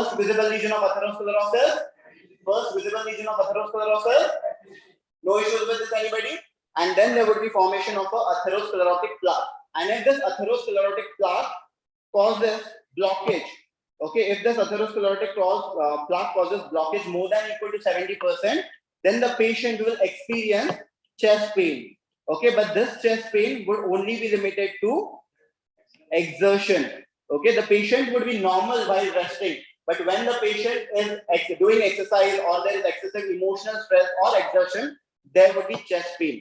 Okay, and it would be relieved on rest. This kind of chest pain is seen in case of chronic stable angina. The diagnosis would be chronic stable angina. So chest pain on exertion is seen in chronic stable angina. The other condition would be, now also the patient complains of chest pain, but this chest pain is at rest. The chest pain is at rest, and it is not relieved, and it is for a prolonged duration of time. Then your diagnosis would be unstable angina. If I say the patient is usually having pain, chest pain, okay, the patient is having chest pain early in the morning. The patient is usually having chest pain early in the morning, and it is due to vasospasm of the coronary artery. Due to spasm of coronary artery, it would be Prinzmetal angina. Due to spasm of coronary artery, it would be Prinzmetal angina. Prinzmetal angina is also called as vasospastic angina. Prinzmetal angina is also called as. It is also known as variant angina. It is also called as variant angina. No issues with this, anybody? Important. Now, please remember how to differentiate. And lastly, if the patient presents to you, definitely again with diffuse chest pain. Along with that, the patient is also having diaphoresis. Diaphoresis would be seen in any cases of angina also. Along with that, the patient is also having palpitations. Again, this would have seen in cases of any of these three above as well. But now the patient is localizing the chest pain with this kind of a picture. So when he localizes the chest pain on the left side with a fist, this is called as which sign? This is called as which sign? And Levine sign is characteristic of myocardial infarction. But then also definitely you are not diagnosed it as MI. You need to perform other investigations, then you can diagnose it as MI. So here it is more likely a picture of myocardial infarction. How to differentiate? Let's see. Jaldi se. Chronic stable angina mein there would be ST elevation or depression. So ECG would be absolutely normal in between the episode. But when the patient is experiencing chest pain, at that time the ECG can show ST depression. When chest pain can show ST depression is suggestive of myocardial ischemia. ST depression is suggestive of myocardial ischemia. Okay? So during the episode, the patient will have ST depression. No issues with this. And if a patient comes to you, abhi to usko pain nahi hai, to kya karoge? The first line investigation that you will do, yes, the first investigation that we do is a treadmill test. First investigation that we do first line investigation is a. But if a patient is having diabetic neuropathy or a chronic ulcer, so you cannot perform a treadmill test, he cannot run. So the other investigation is stress echocardiography. Other investigation is. So if there is contraindication of treadmill, what can be done? Contraindication of treadmill, what can be done? And in stress echocardiography, what is given? IV dobutamine. What is given? What is given? IV dobutamine. Apart from that, definitely we can do cardiac imaging with a thallium scan, okay, or with a technetium scan also. All of these definitely can be done. Echocardiography is also done. But the first line is treadmill test. If contraindication, stress echocardiography. Usually they don't ask you about the treatment, like investigation of choice, because they know all of you are quite aware of that. Okay? So first line पूछे जाते हैं. So ECG पे क्या दिखेगा in chronic stable angina during episode? ST elevation. Apart from episode, the ECG would be normal. Apart from episode, the ECG would be absolutely. In unstable angina, 50% of the patient would show no changes. The ECG would be normal. In few of them, there would be ST. There would be ST, and some of them will show T wave inversion. Some of them will show T wave. Premature angina. It is the only angina where there is ST. Only angina where there is ST. समझ गया अभी important to work इसीलिए, right? And in MI, as we know, if it is a STEMI or an STEMI, if it is ST elevated myocardial infarction or a non-ST elevated myocardial infarction, in STEMI we can see ST elevation. So let's see one by one changes. I don't have a slide properly. Okay, no wait. First change is seen in cases of MI on ECG. First change seen in cases of MI on ECG would be first change hyperacute T wave. First change on ECG would be earliest change on ECG would be hyperacute T wave. Followed by that there would be T wave inversion. There would be T wave. After hyperacute T wave there would be T wave. So this usually occurs within seconds. Hyperacute T wave within minutes. T wave inversion. Then usually within like around 30 minutes or 45 minutes there would be ST elevation or ST elevation or ST. So ST elevation is seen in STEMI. ST elevation is seen in ST depression is seen in ST depression is seen in non-STEMI. No issues with this, anybody? And the last, which usually appears after hours of myocardial infarction, the last ECG changes deep or pathological Q wave. Last is deep Q wave. Last is deep Q wave. How do you diagnose deep Q wave? Normally the Q wave should be less than 1/4 of the height of the RV. It should be less than 1/4 of the height of RV. If it is more than 1/4 of the height of the RV, it is considered as a deep or a pathological Q wave. Okay? So Q wave appears hours after MI. So the last ECG changes deep Q wave. Last ECG changes.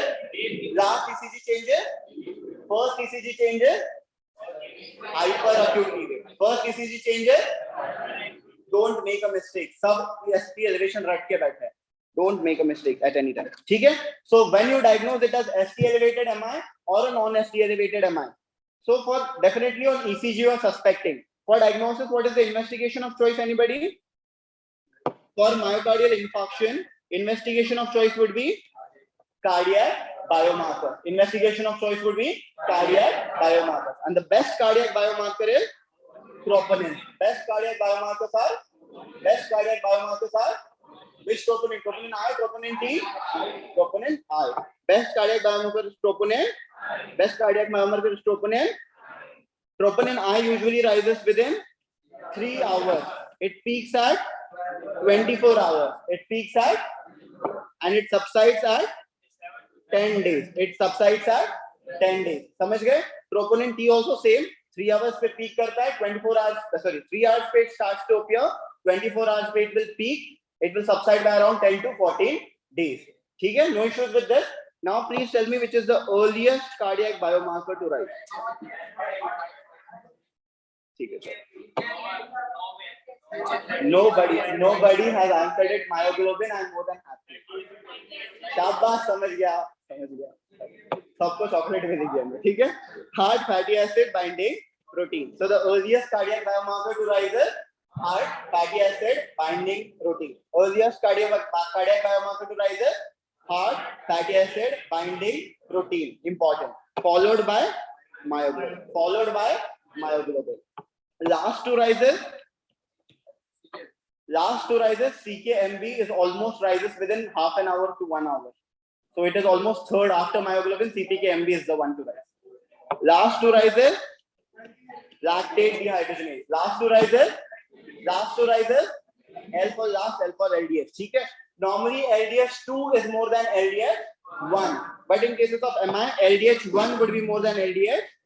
This is called as flipping of LDH ratio. So flipping of LDH ratio is suggest your MI. No issues with this. Now please tell me which is the cardiac biomarker used for reinfarction. Well, cardiac biomarker used for reinfarction, CPKMB. When it would be used for reinfarction? After how many hours? सब रख के आए ना, ठीक है. For reinfarction after 72 hours, it is CPKMB. Okay, reinfarction means the patient had one MI, now again he is having a MI. That is called as reinfarction. But if the MI is after 3 days, then definitely we will check for CPKMB. So best cardiac biomarker for reinfarction after 72 hours is but if a patient was admitted today morning, evening is again having a MI, then it would be troponin I. So within 72 hours, troponin I. Within 72 hours, in bologe sir, already troponin I was elevated from 3 hours itself. No, so please remember, if he is having a reinfarction, there would be a 20% increase from the admission value. Admission पे अगर वो 20 था, now it would be admission पे अगर वो 0.09 था, now it would be around 0.1, something like that. Okay, so 20% increase from the baseline value would be seen in cases of reinfarction within 72 hours. No issues with this, anybody? Now, jaldi se batao. Symptoms are everything same. You are not able to diagnose whether it is angina or that. So the best thing to differentiate between MI and angina would be cardiac biomarker, and the best one are troponin I. So please tell me, in chronic stable angina, troponin I would be normal. In CSA, the chronic stable angina, troponin I. Chronic stable angina, troponin I. In unstable angina, troponin I. Normal. Troponin I. Normal. Troponin I would only and only be elevated in cases of infarction. So if there is no infarction, there would be normal levels of troponin I. So this, yaad rakhna, if similar picture is seen, only there is a increase in troponin I, that definitely is suggestive of myocardial infarction. But normal troponins are suggestive of angina. Normal troponins are suggestive of angina. At rest, it is unstable. At exertion, it is chronic stable. No issues with this, anybody? Done? Shabash. Now, pathology is important. the earliest light microscopic change in MI would be light microscopic change. Earliest light microscopic change usually appears after 4 hours of MI. Usually after 4 hours of MI, first light microscopic change is seen. And what is this? This was a question last time. So here you can see the cardiac fibers are almost VV. So VV fibers are seen. So the earliest light microscopic change is okay, on light microscopy, change is seen after 4 hours. But on electron microscopy, the change would be seen within 30 minutes. And the ultrastructural finding or the electron microscopic finding, which is earliest, it is Shabash. It is mitochondrial swelling. It is mitochondrial swelling. Important. Okay? So earliest light microscopic finding, baby fibers. Earliest electron microscopic finding, mitochondrial swelling. Earliest ultrastructural finding, mitochondrial swelling. No issues with this. Now a question which has been asked, guys, which is the most specific feature of myocardial infarction? Most specific histological feature of myocardial infarction. Recall question, most specific or characteristic histological feature of myocardial infarction. Wavy fibers is the earliest one. Specific or characteristic? Jaldi. Histological factor. Biopsy पे क्या दिखेगा? अरे histology, biochemical नहीं.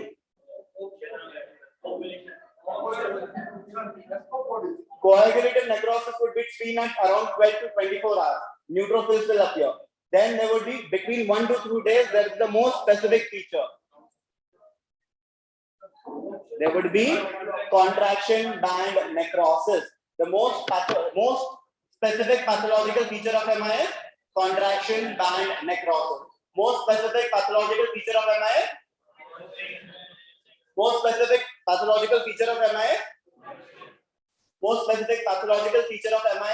contraction band necrosis, which usually appears between 1 to 3 days. After that, there is granulation tissue formation, and finally there would be scar tissue formation. No issues with this, anybody? Yaad rakhna. And which type of necrosis is seen in heart? Coagulative. Which type of necrosis? Coagulative necrosis. Right? What is the investigation of choice? Anybody? For myocardial infarction, apart from this, apart from troponin I, for localizing the lesion, which is the investigation of choice? Localizing the lesion, it is coronary angiography. For localizing the lesion, it is coronary. Here you can see this is the heart, okay, and these are the coronary vessels, and here they are saying the blockage, okay. So definitely angiographic picture will not come to you, but something this kind of angiography looks like, okay. So इस बार वो MRI पूछा था, MRI enteroclysis. So definitely they can just ask you which is this investigation. So this is a angiography, coronary artery angiography.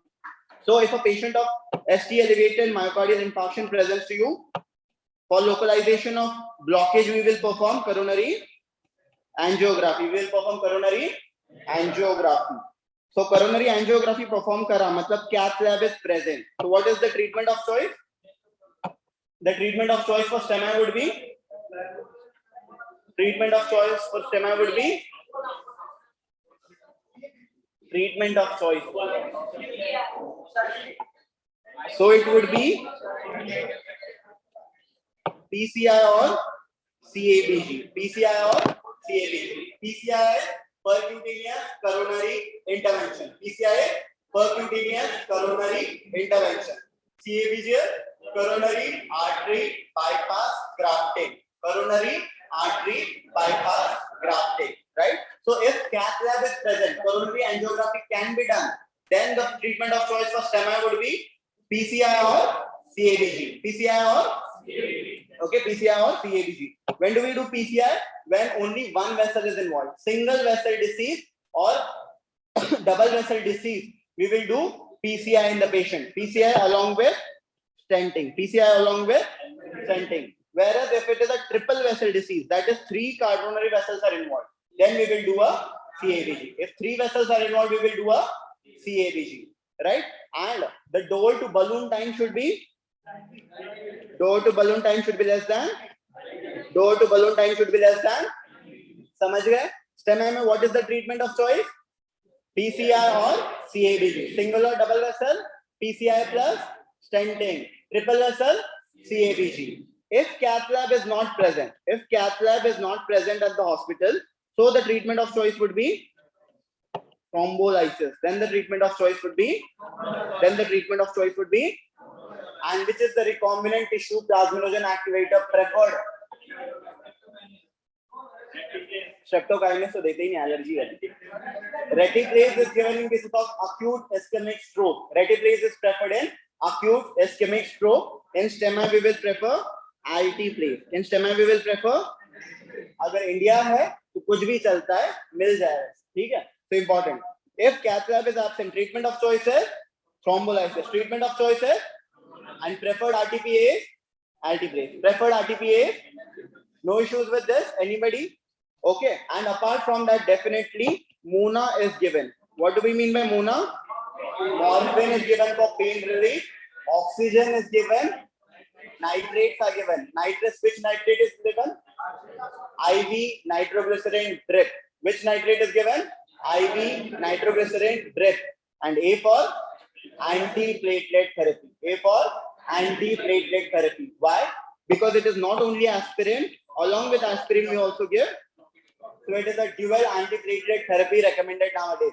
Aspirin 325 mg chewable tablet, clopidogrel 300 mg. ठीक है, याद रखना. So please remember, Mona is M for morphine, M for O for N for and A for antiplatelet therapy. Two antiplatelet drugs. First is, second is. No issues with this, anybody? Now if I say, I'm erasing it. और एक slide add करके बाद में भेज दूंगा, भले ही या दूसरे इस पे लेके भेज दूंगा. Then if it is coronary stable angina, what is the drug of choice? Anybody? जल्दी से. Chronic stable angina. Tablet metoprolol. Chronic stable angina drug of choice is.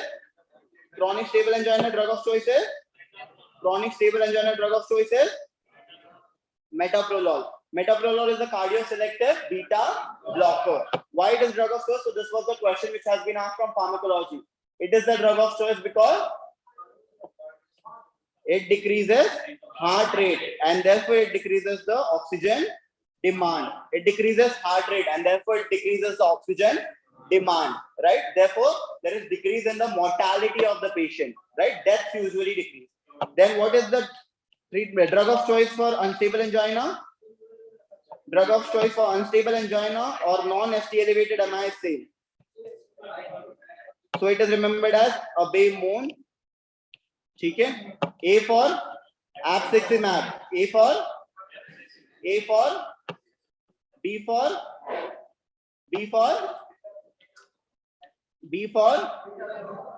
क्या हुआ?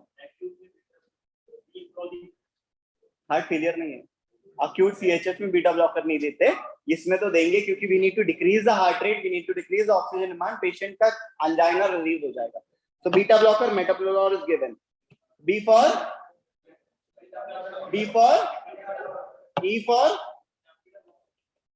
enoxaparin. E for कोई इशू हो रहा है, कुछ प्रॉब्लम है. Enoxaparin is given for what reason? So to prevent clot formation, okay, for thrombolysis usually or for prevention of clot formation we give enoxaparin. M for morphine. A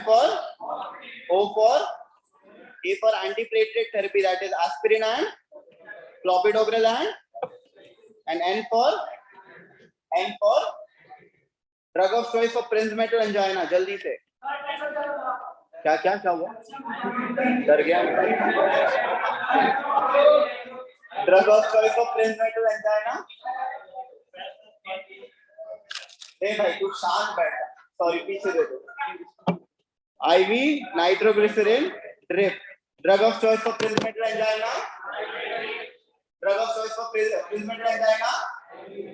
Nitroglycerin बोल दो, IV बोल के छोड़ रहे हो.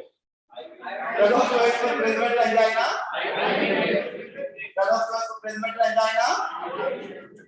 choice for chronic stable angina. Metoprolol. Drug of choice for chronic stable angina. Drug of choice for unstable angina or STEMI. Abamone. A for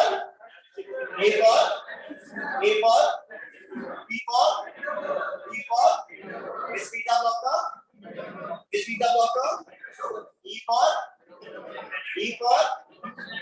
E for M for O for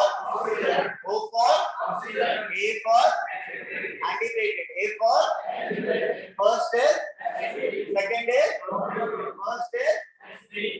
is, and N for shaft bar. Done with this, moving to ECGs again. अरे ECG तो करके जाओ, topic तो खत्म कर दूं मैं जल्दी से. All of you know now. So we are talking about ST elevated MI guys. So we'll look at the ECGs now. Jaldi se. These are the easiest to diagnose, but always a sure shot question on MI ECG examination. ठीक है? एक बस सारी ECGs करके जाओ please. STEMI की अगर मैं बात करूँ ST elevated MI, so depending on the leads which are involved, you can tell which wall MI is present in the patient, right? So here, definitely in ST elevated myocardial infarction, you can see a ST elevation. And as you can see in this V1, V2, V3, and V4 chest leads, there is a ST elevation. And this ST elevation is convex or concave? It is convex upward. So if ST elevation is convex upward, it is also called as which sign? Cardi sign. It is also called as which sign? Which sign? Also known as which appearance? It is also known as tombstone appearance. Which appearance? So ST elevation, if it is convex upward, it is called as which sign? Or which appearance? No issues with this. So that is ST elevation. Here you can see the ST elevation in V1, V2, V3, and V4. So it is suggestive of which wall am I? So V1 and V2 are for septum. V1 to V4 are for anterior wall. So all of them are involved. So it is anteroseptal MI. It is an antero. So it is an antero. So anterior wall of the heart is supplied by. Anterior wall of the heart is supplied by. यही पूछा जाएगा. Anteroseptal MI would be given, and they will ask you which vessel is involved. LAD. That is left anterior. किसने answer किया? Left anterior descending artery.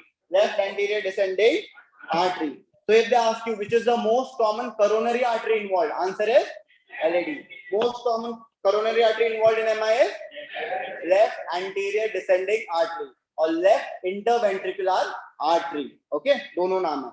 And it will lead to which type of MI? Anterior wall MI or anteroseptal MI. No issues with this. Next, in this ECG, you can see. And yaad rakhna, the other ones will have ST depression usually. Here you can see there is ST depression.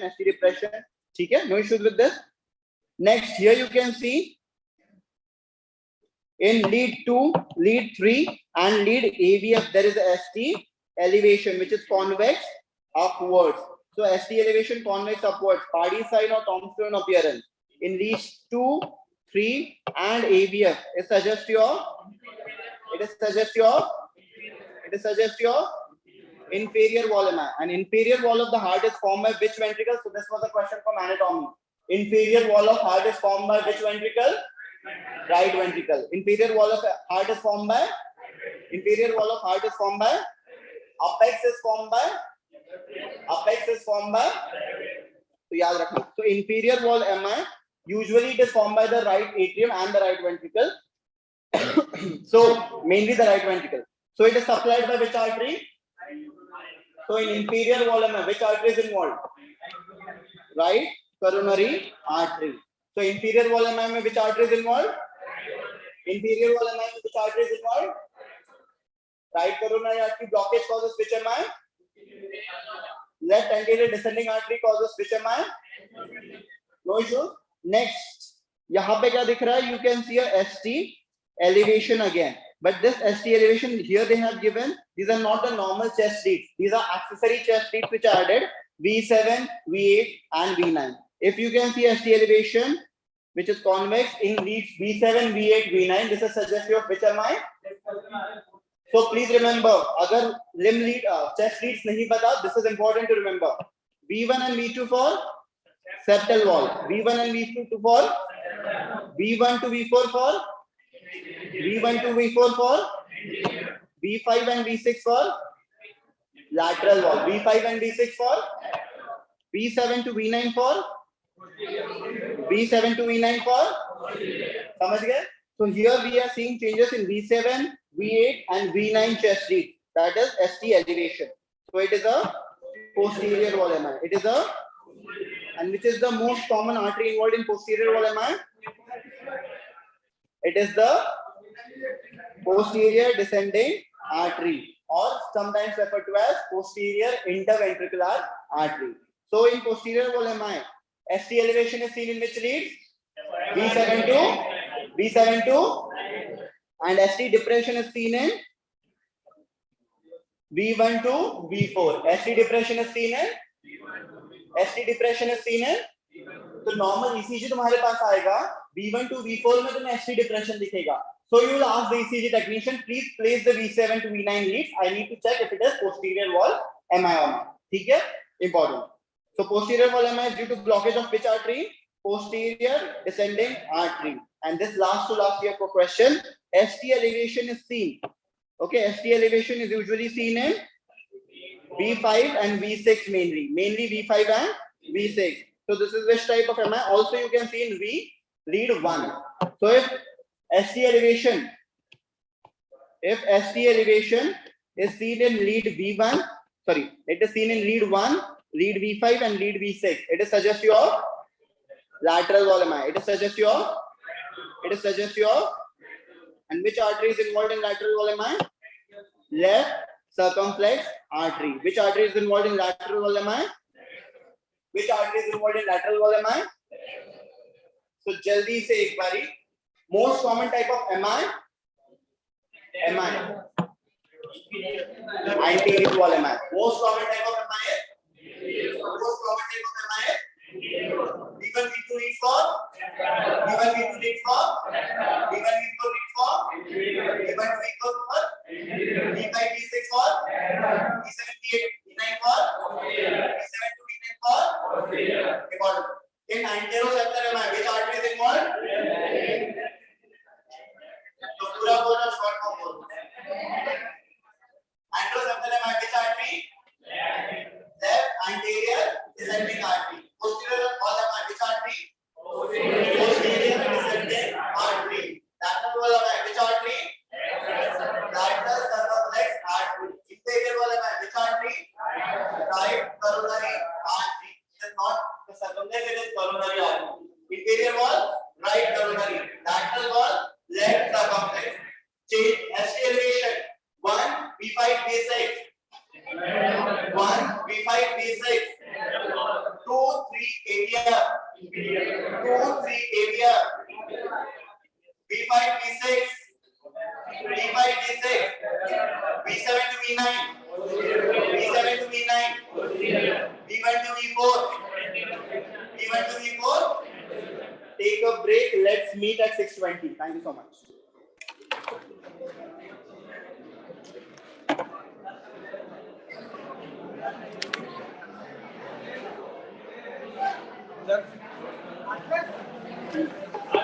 इस वाले ECG में यहाँ पर आपको ये ECG on which we can see that.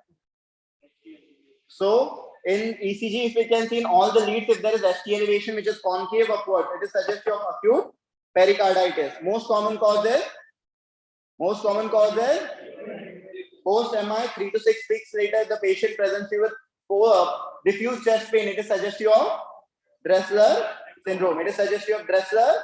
syndrome. No issues with this, anybody? Apart from this, there can be multiple other causes. Rheumatic heart disease may be. Also, there is a very characteristic acute pericarditis seen, and that is called as, it has a very characteristic name. It is known as bread and butter pericarditis. It is known as bread and. So, in rheumatic heart disease, pericarditis is known as. Whereas Dressler syndrome is pericarditis after myocardial infarction. No issues with this. Then what is the drug of choice?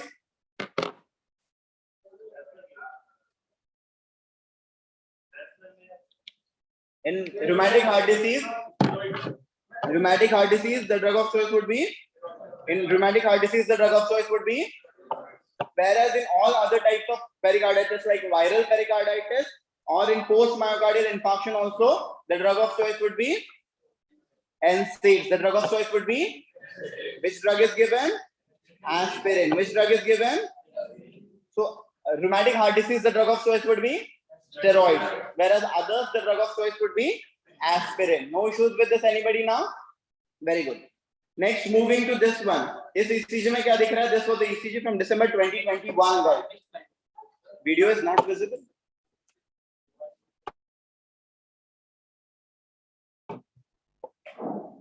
क्या हो गया? Please let us know now if the audio visuals are clear. If they aren't, it's visible. So please check from your end if there is any issue. Guys, let's come back to our ECG. Yeah, thank you so much. Repeat ECG of MI. Okay, towards the end I'll repeat it. Okay. So here in this ECG you can see the RR interval over here is decreased. That means there is tachycardia. Whereas the RR interval over here is increased. Almost there is stoppage of heart. Okay, at times it feels like the heart has completely stopped. So definitely there is a brief episode of bradycardia as well. So this is known as the tachybrady syndrome. This is known as the tachybrady syndrome, and it is seen in which condition? Tachybrady syndrome is seen in sick sinus syndrome. Tachybrady syndrome is seen in sick sinus syndrome, where there is damage to the sinoatrial node. When there is damage to the sinoatrial node, which kind of syndrome is seen? Sick sinus syndrome. Sick sinus syndrome, there would be episodes of tachycardia and bradycardia. No issues with this. ये ECG आया है last December, so please remember this. What is the treatment of choice for sick sinus? Anybody? So there can be multiple other conditions which can predispose to sick sinus. ठीक है ना? It can even be electrolyte abnormalities also. As I told earlier, मेरी class में, I had a patient similar. His pulse rate, when I measured it, it was 115. When my senior measured it, it was 50. ठीक है? So he was in episodes of tachycardia and bradycardia. So it was a sick sinus syndrome. Okay, or tachybrady syndrome. Treatment of choice would be Shabash. It is a pacemaker, permanent or temporary. So the treatment of choice would be a permanent pacemaker. The treatment of choice would be a permanent pacemaker. Is also called as implantable cardioverter defibrillator. It is also called as implantable cardioverter defibrillator. So please tell me ICD indication. Mainly ICD can be implanted in ABC. A goes for left ventricular aneurysm. A for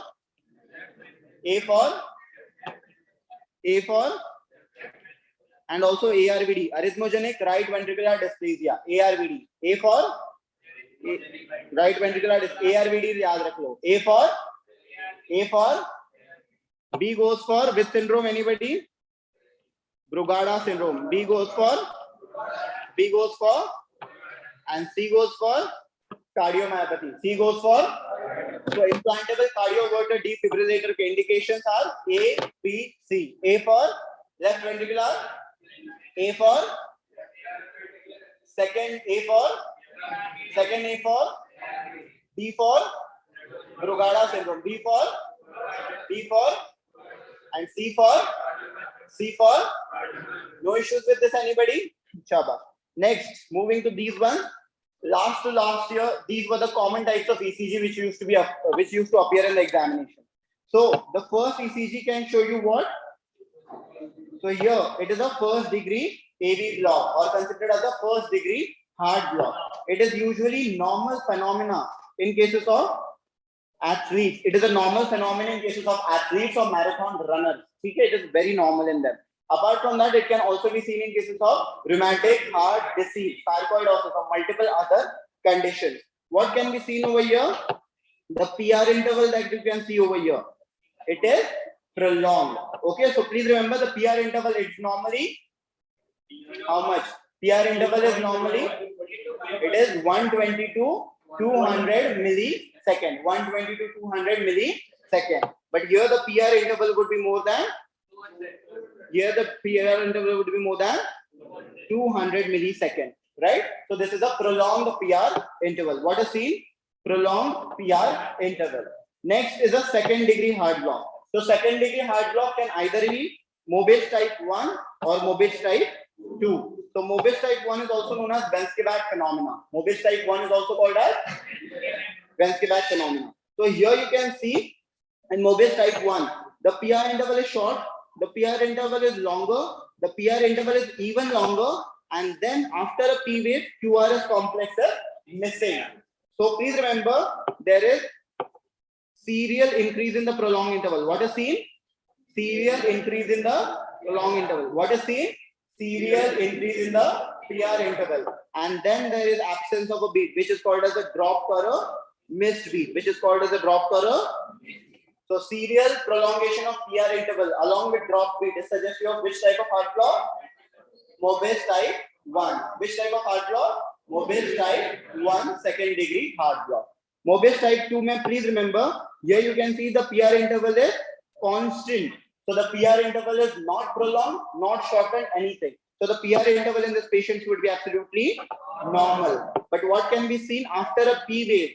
At one place, the QRS complex is missing. So we can see a drop beat. So serial prolongation of PR and drop beat type 1. Mobitz की बात चल रही है. So serial prolongation of PR and drop beat. Mobitz type. PR interval normal and drop beat. Mobitz type. PR interval normal and drop beat. Mobitz type. याद रखना. Now if they ask you which is the most common type of arrhythmia post MI, you told me it is ventricular fibrillation. But if they ask you which is the most common type of bradyarrhythmia post MI, the answer should be type 1 or type 2. So it is most common bradyarrhythmia. Okay, it is the most common bradyarrhythmia post MI, and it is very dangerous. Okay, it is very dangerous because it can cause sudden cardiac death in the patients as well.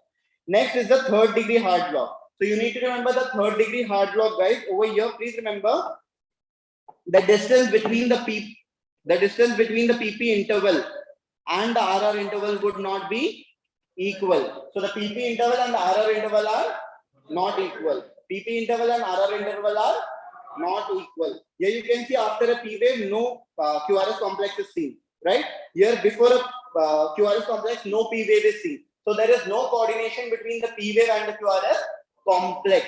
So if such a picture is seen, here you can see P wave, but QRS complex is prolonged. Again, you can see P wave, QRS complex, but it is very irregular. Okay, so please remember PP interval, the distance between two P waves is not equal to the distance between two R waves. Why? Because the P wave number, the number of P waves and the number of R waves is not equal. The number of P waves and number of R waves is not equal. So this type of heart block is called as a complete or a third degree heart block. Okay, so please remember in complete or third degree heart block, what is damaged? The atrioventricular node. What is damaged completely in third degree heart block? So please remember why this type of a picture is seen. So if AV node is damaged, atria are controlled by the sinoatrial node. Okay, and sinoatrial node produces impulses at a frequency of 100 beats per minute. Okay, so the atrial rate would be around 100 beats per minute. But these impulses cannot travel to the ventricles because the AV nodes are completely damaged. Okay, the AV node is completely blocked or damaged. Therefore, now, as we know, one of the important functions seen in the heart muscle is automaticity. So the bundle of His will take over the function and it will start producing impulses at its own rate. And the rate at which bundle of His will produce impulses is around 40 beats per minute. Okay, it is around 40 beats per minute. So usually the atrial rate over here would be around 100, but the ventricular rate would be around 40 beats per minute. So there would be atrioventricular discoordination. There would be atrioventricular discoordination. As we can see in ventricular tachycardia also. Atria are normal, but ventricles are moving faster. So again, the atria cannot fill the ventricles properly. So there also the atrioventricular dissociation is seen. Here also we can see an atrioventricular dissociation. Therefore, decreased stroke volume, decreased blood pressure, and therefore the patient can go unconscious, or there would be a syncopal attack in the patient. Hemodynamic instability would be there. No issues with this. Okay. In this also, if they ask you, please remember, in Mobis type 1 heart block, what is damaged? AV node. In Mobis type 1 heart block, what is damaged? But in Mobis type 2 heart block, what is damaged? Bundle of hairs. In Mobis type 2 heart block, what is damaged? So therefore, the PR interval is normal, because PR interval is for the AV nodal conduction. So if AV node is not damaged, so the PR interval would be absolutely normal. The pathology lies beneath the AV node in the bundle of hairs. Right? समझ गए? तो याद रखना, AV nodal damage is seen in Mobis type 1. Bundle of hairs damage is seen in Mobis type. No issues with this, anybody? I hope so. And this image came. So this can also come. This is the device. What is this called as? So it is a implantable cardioverter defibrillator, also known as pacemaker. And usually in the old age, like old age maybe, in the 70s or 80s, we used to use a single lead pacemaker. If it is a single lead pacemaker, the lead would be placed in which chamber of the heart? Right ventricle. Single lead pacemaker, single lead pacemaker, double lead pacemaker, right ventricle plus right atrium. Double lead pacemaker, double lead pacemaker, and a triple lead pacemaker, right ventricle plus right atrium plus left ventricle. It is the left ventricle, left atrium and lead pacemaker. Okay. So nowadays we are trying to use the triple lead pacemaker.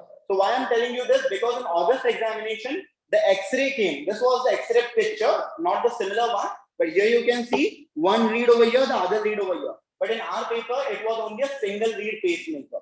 Okay. And single lead pacemaker, even if you are not able to diagnose where it is placed properly, you know single lead pacemakers are only placed in right ventricle. Right. So if you can see only one lead on the X-ray, the answer should be right ventricle. If you can see double lead, the answer should be right ventricle and the right atrium. Okay, so this is the right atrium, this is the right ventricle. Because we know right ventricle forms the base of the heart. No issues with this, anybody? And third, यहाँ पे अगर दिख जाए, so it is the left ventricle and a triple lead pacemaker. No issues with this.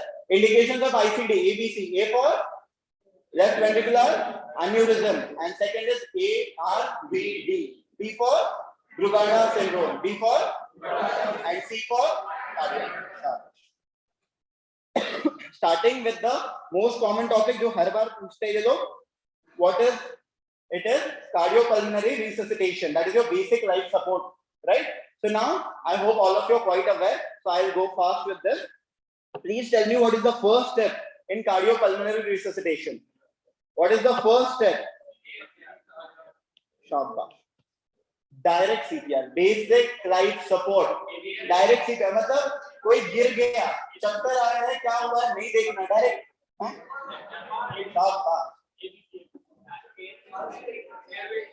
अगर तुम, it is always CAB, guys. Please remember, it is always CAB. ठीक है, the sequence is usually circulation, airway, breathing. But BLS में first step, it is not chest compression, and that is why most of you are confused in option. You need to seek for other options as well. NEET PG के भी question से यहीं पे गड़बड़ी होती है. NEET PG में बस sequence आती है, you get one option to choose. What is the first step or what is the next step? So what is the first step? To check scene safety. The first step is to check. The first step is to check. So you need to take the patient to a safer scene. If something is burning, something is falling, you need to take him to a flatter surface. You need to check the scene safety. Second step would be, कितनी जल्दी है भाई, कितनी? Second step is शाबाश, call for help. Second step is call for help. Third is activate emergency response. India में होता नहीं है, but जहां पे भी होता है, एयरपोर्ट वगैरह पे, you need to activate the emergency response. Activate the emergency response. And then the fourth step is start CPR, है ना? देखो मत. Next is check for pulse. So here actually it starts.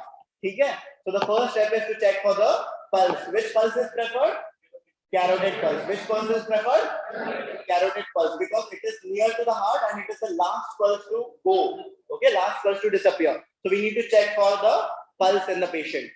Please tell me, if pulse is present, only breathing is absent, that means the person is having respiratory arrest and you need to give rescue breathe to the patient.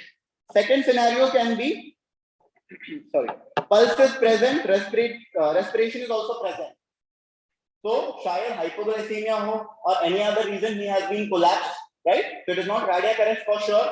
So here you can just monitor the patient. Okay, if he is a known diabetic and hypoglycemic, give some sugar vagara, right?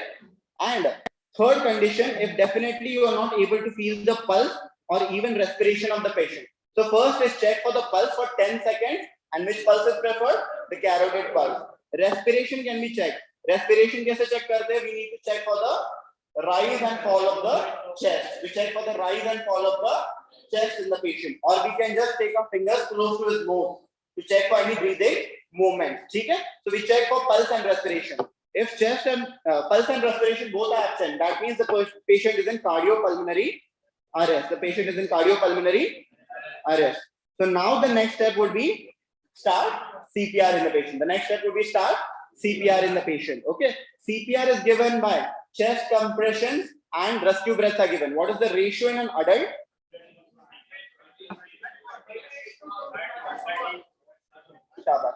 So please remember, if I say about chest compression, guys, chest compression is to rescue breath ratio in an adult is 30:2. At what frequency chest compressions are given? Then the answer would be 100 to 120 compressions per minute. So frequency of chest compression, whereas ratio of chest compression and breath, if in adult you have 2 rescuers, then the ratio would be, in adults, if you have 2 rescuers, then the ratio would be,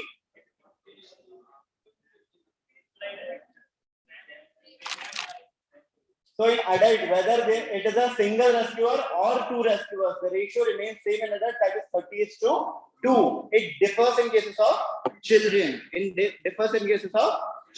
In children, if you have a single rescuer, the ratio would be, single rescuer in children, ratio is, 2 rescuers in children, ratio would be, 15:2. That is 15 chest compression and 2 rescue breaths. So this breath definitely not always mouth to mouth. अगर ambu bag है, तो prefer bag and mask ventilation. ठीक है ना? बस हाँ. तो याद रखना, prefer ambu bag in the patient usually. Now please remember what should be the depth of chest compression for effective chest compression. What should be the depth? It should be 5 centimeter in an adult. 5 centimeter in an adult, whereas 4 centimeter in a children. 5 centimeter in, 4 centimeter in, and 1 centimeter in unit. What is the ratio of chest compression to breath in unit? 3:1. So please remember, in unit, the ratio of CPR is 3:1. Unit, the ratio of CPR is 3:1. Okay, and what should be the depth of compression in unit? Depth of compression in children? Depth of compression in adults? No issues with this? I hope so. And the chest compressions are usually given on the lower 1/3 of the sternum. No issues with this, anybody? Now, after CPR, definitely we need to give, first of all, we check for the airway. Okay, after giving chest compression, we check for the airway. So, airway में क्या देखोगे? So, before तुम CPR start करो, उसके पहले airway check कर लो. If there is some features कि अगर वहाँ पे blockage हो सकता है, right? So, if there is some blockage in the airway, you need to remove that blockage. Or the best position for breathing is, ये question पूछा गया था. The best head, tilt and chin, lift. ये question पूछा गया है. Please remember, it is head, tilt and chin, lift. Head, tilt and chin, lift. This is also called as the sniffing position. ठीक है? In this position, you try to make the airway so it becomes straight. And lastly, then you will start breathing in the patient, usually with the ambu bag. So the mask can be held like this, okay, with a C shape, and then you will press the ambu bag with the other hand. 1000, 1, 2, 3, 4, 5, like this. Okay? So important. So usually 2 breaths, 30 chest compression. 2 breaths, 30 chest compressions. This is the funda. So once we give CPR to the patient and the automated external defibrillator is available. Automated external defibrillator is available. You will connect the pads, right? You will connect the leads or the pads to the chest, and you will check for the rhythm. Okay, you will check for the cardiac rhythm. If the cardiac rhythm is shockable, what do we mean by shockable rhythm? Either it is ventricular tachycardia or it is ventricular fibrillation. Shockable rhythm कौन सी होती है? Ventricular tachycardia and ventricular fibrillation. So shockable rhythms are 2, ventricular and ventricular. Non-shockable rhythms are 2. Asystole means pura plain line. Okay, asystole means a flat line on the ECG, or pulseless electrical activity. Pulseless electrical activity means very small QRS complexes are seen and the pulse is absent. So this is called as pulseless electrical activity. These are considered as non-shockable rhythm. These are considered as non-shockable rhythm. So shockable rhythm are ventricular tachycardia and ventricular fibrillation. Non-shockable rhythms are asystole and pulseless electrical activity. So if they are shockable rhythm like VF or VT in the patient, definitely will give a shock. And which kind of shock is given? Synchronized or desynchronized? Non-synchronized? Synchronized or non-synchronized? VF, VT में तुम्हें peak of RV दिख रहा था. So non-synchronized DC shock 200 joules by phasic. After that, immediately you will start CPR. So this was the question. A patient of cardiac arrest, पूरा सजा के HT दी थी. Then they told that the patient was given a shock of 200 joules by phasic. What is the next immediate step? Next immediate step, बहुत सारे ICU में admission करो, ये करो, वो करो. Next immediate step is continue CPR in the patient, because by shock we make the heart stand still, and when you again resume CPR, then the heart will start pumping, right? So with shock the heart stands still. When you resume CPR, the heart will start pumping normally. Okay? That is the reason behind it. So please remember, after VF or VT, when you give shock, the immediate next step would be CPR in the patient. Okay, इस तारीख का time हो चुका है. और कितना time का break दूं? क्या? हाँ, 10 मिनट के बाद 10 मिनट 15 मिनट 10 मिनट का ब्रेक देते हैं. चलो 7 स्टार्ट करेंगे वापस. All those who were confused with MI, कोई टॉपिक अगर डिस्कस करना है जिनको ब्रेक लेना है वो ब्रेक ले सकते हैं. किसी को अगर कंफ्यूजन हो, want me to repeat any topic, please tell me. One of them wanted me to repeat MI. क्या CPR या MI? ST elevation. हाँ वो करता हूँ. So ST elevation से start करते हैं. Please remember. Okay, we talk. Okay. So guys, please remember. Attention. If the ST elevation that you can see is concave upward, if the ST elevation is seen in all leads and it is concave upward, it is suggestive of acute pericarditis. It is suggestive of acute pericarditis. Right? It is seen in all the leads except for AVR. AVR हमेशा उल्टा चलता है. All leads exception is AVR only. ठीक है? तो all leads will show a concave upward ST elevation except for AVR, which shows ST segment in breadth. ठीक है? So this is feature of acute pericarditis. Most common cause is idiopathic and no. It can be due to multiple other causes. It can be viral pericarditis. Viral pericarditis is developed due to Coxsackie-B virus. It is developed due to Coxsackie-B virus. It can also be seen after a myocardial infarction. The patient had a myocardial infarction, and now after 3 to 6 weeks of MI, the patient presents to you with diffuse chest pain. Okay, then it is more likely to be a autoimmune pericarditis, and this type of autoimmune pericarditis, which presents post MI, is known as Dressler syndrome. It is also seen in cases of rheumatic heart disease. As we know, rheumatic heart disease, there can be involvement of pericardium, myocardium, as well as endocardium. So if pericardium is involved, that can lead to characteristic pericarditis? It is usually due to fibrin accumulation. In pericardial cavity, there is accumulation of fibrin, and therefore it is referred to as the bread and butter pericarditis. Okay? Treatment of choice for bread and butter pericarditis is usually steroid. But for most of the other conditions, pericarditis can be treated by aspirin or any of the non-steroidal anti-inflammatory drugs. Okay?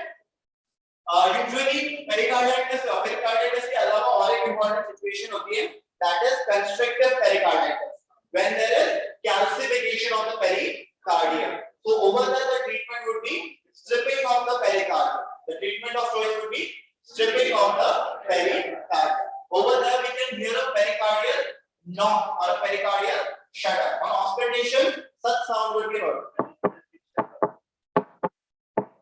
This is seen in cases of constrictive pericarditis. In constrictive pericarditis, what is heard? Pericardial knock or a pericardial shudder.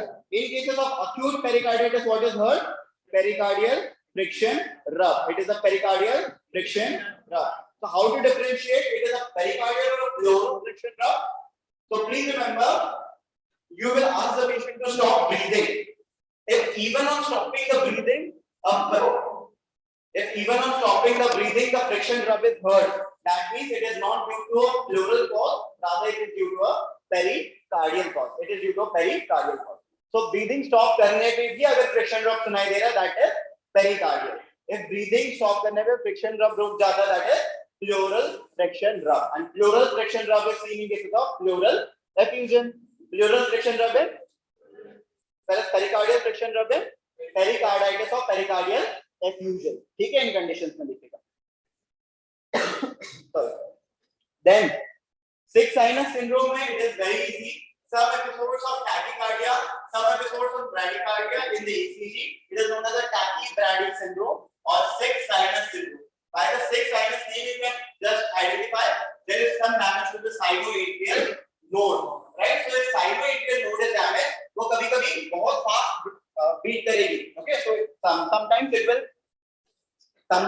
will generate impulses really fast. Sometimes it will generate impulses very slow. So that is known as the 6 sinus syndrome. Treatment of choice for 6 sinus syndrome is usually pacemaker or implantable cardioverter defibrillator. It is usually given in ABC when A goes for left ventricular aneurysm or arrhythmogenic right ventricular dysplasia. B goes for Brugada syndrome. It is usually a channel defect, SCN5A gene defect होता है वो, ठीक है? And C goes for cardiomyopathy in the patient, ठीक है? Then somebody had issues with heart block, na? So first degree heart block is a normal phenomenon in athletes or marathon runners. First degree heart block, the patient would be mostly asymptomatic. On ECG, what would we see? ECG, we can see a prolonged PR interval. And prolonged PR interval is said when the PR interval is more than 200 milliseconds. Okay, 200 milliseconds means how many small boxes? So more than 2 boxes. More than 2 boxes अगर है, so it is considered to be prolonged PR interval, right? So that is only the thing seen on first degree AV block. Second degree AV block can either be Mobis type 1 or Mobis type 2. Mobis type 1 is also known as vascular phenomena. Mobis type 2 is also known as Mobis type 2. Sorry, it is the most common bradyarrhythmia post myocardial infarction, and it is a life-threatening arrhythmia in the patient. Now here, what is the difference? Mobis type 1 में atrioventricular node is damaged, and therefore the PR interval would be affected. Whereas in cases of Mobis type 2, the bundle of vessel damage, AV node is absolutely normal. So if AV node is normal, PR interval would be normal. Only the problem would be infranodal. Okay. Mobis type 1, there is serial prolongation of PR interval along with a drop terminal speed. That means PR increase, drop. Increase, drop. So this type of a picture is usually seen in a Mobis type 1 second degree AV block. Mobis type 2 में क्या होगा? PR interval is normal. Only there would be a drop beat because the bundle of this would not conduct the impulse further. Okay, some of the impulses it will not conduct further. ठीक है? So बोलता है अपने मेरे mood पे मैं कौन से करूँगा नहीं करूँगा. तो जब नहीं करेगा तो there will be a drop. Lastly, third degree what will happen? PP interval and RR interval would not be equal. That means distance between every P wave and every R wave would not be equal because number of P waves and number of R waves differ.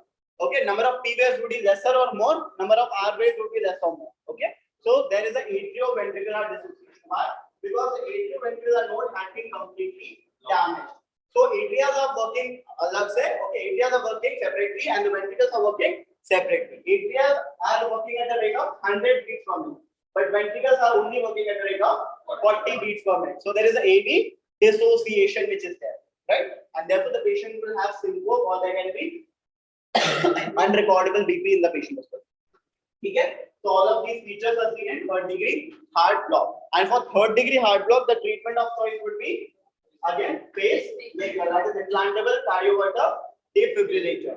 For these two conditions, we can give a temporary pacemaker or temporary pacing. Transcutaneous pacing bolte hai usko. It is only done for temporary time when the patient is in hospital. After that, we remove that.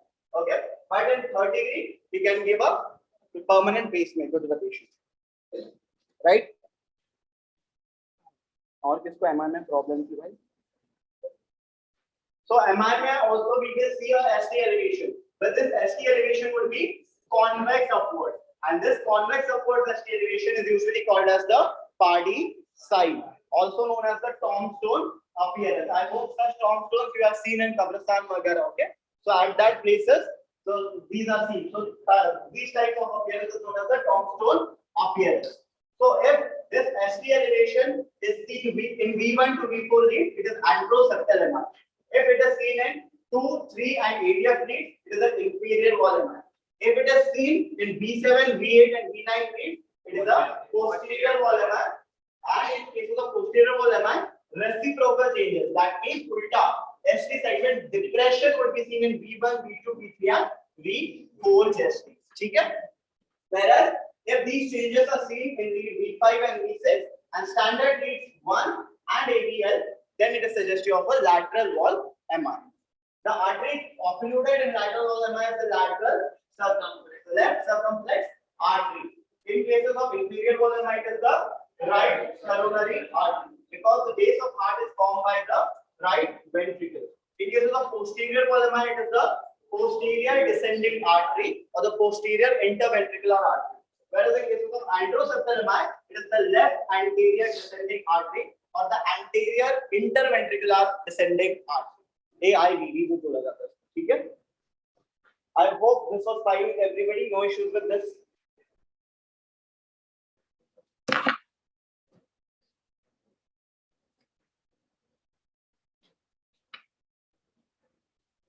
सब 8 बजे का सोच के आए हो, exact time पे भागना है.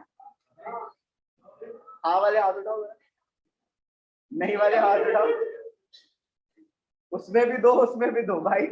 बाकी क्या जब आपका मन करे.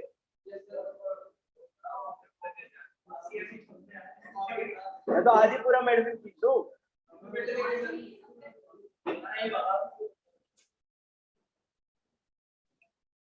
इनको घर नहीं जाना.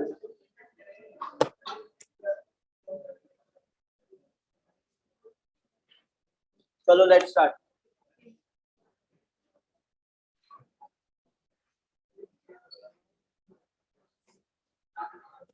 So the first step. Hello. So the first step in cases of cardiopulmonary arrest is to check the seal safety. Then you will call for help because you will need 2 rescuers. That would be better. One will give chest compressions, the other can give breath. Okay, and you need to change the rescuer every 2 minutes. After every CPR cycle, you need to change the rescuer. Otherwise, you will not be able to give effective contractions. And contractions are usually given in this position, guys. I am not able to set, but this position. Okay, so the elbow should be straight. Okay, this should not be your position. The elbow should be straight, and you will exert the pressure from the trunk of your body. You will exert the pressure from the trunk of your body. Okay, the elbow should be straight. Then after that, you will call for help, activate the emergency response, and then you will check for the carotid pulse for 10 seconds. Right? If you check for the pulse and respiration, both of them are absent, that means your patient is in cardiopulmonary arrest. So then you will start the CPR. Okay. But before starting the CPR, also check for the airway. Okay. So the airways are not occluded. They are not gagged with some cloth or something. Okay. And then also position his airway, head tilt and a chin lift. This is known as the sniffing position.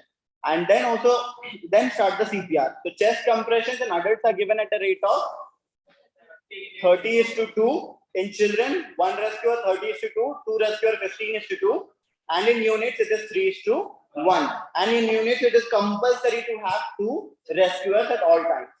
The frequency of chest compressions in everybody, it would be 100 to 120 compressions per minute. Depth of compression for effective compression in adults, it should be 5 centimeters or 2 inches of depth. In cases of children, it should be around 4 centimeters. In units, 1 centimeter. Units, we will prefer which technique? So, 2-finger technique mat karna. It is the thumb encircling technique. It is the thumb encircling technique. It will be preferred because it will deliver effective contractions usually. Okay? If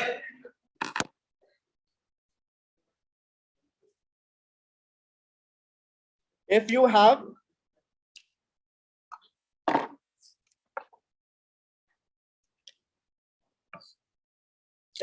an automated external defibrillator, then you need to check for the rhythm. If the rhythm is shockable, that means ventricular tachycardia or ventricular fibrillation. Then you will give a DC shock 200 joules by phasic. But if the rhythm is non-shockable, that means there is asystole or pulseless electrical activity in the patient.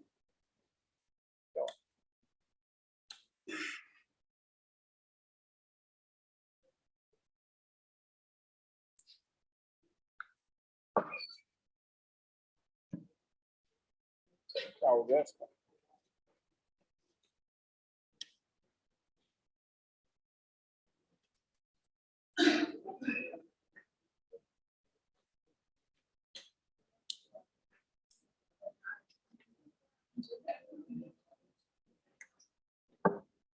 हाथ किसी के dry है क्या?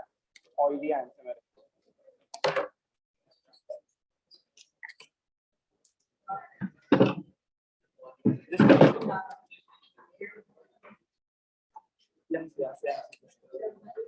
करो towards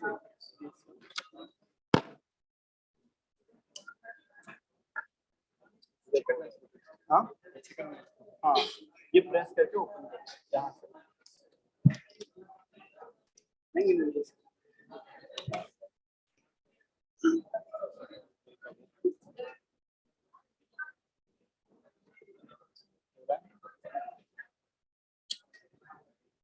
Dilip ji को बुला लो यार. दिलीप जी को बुला लो कोई.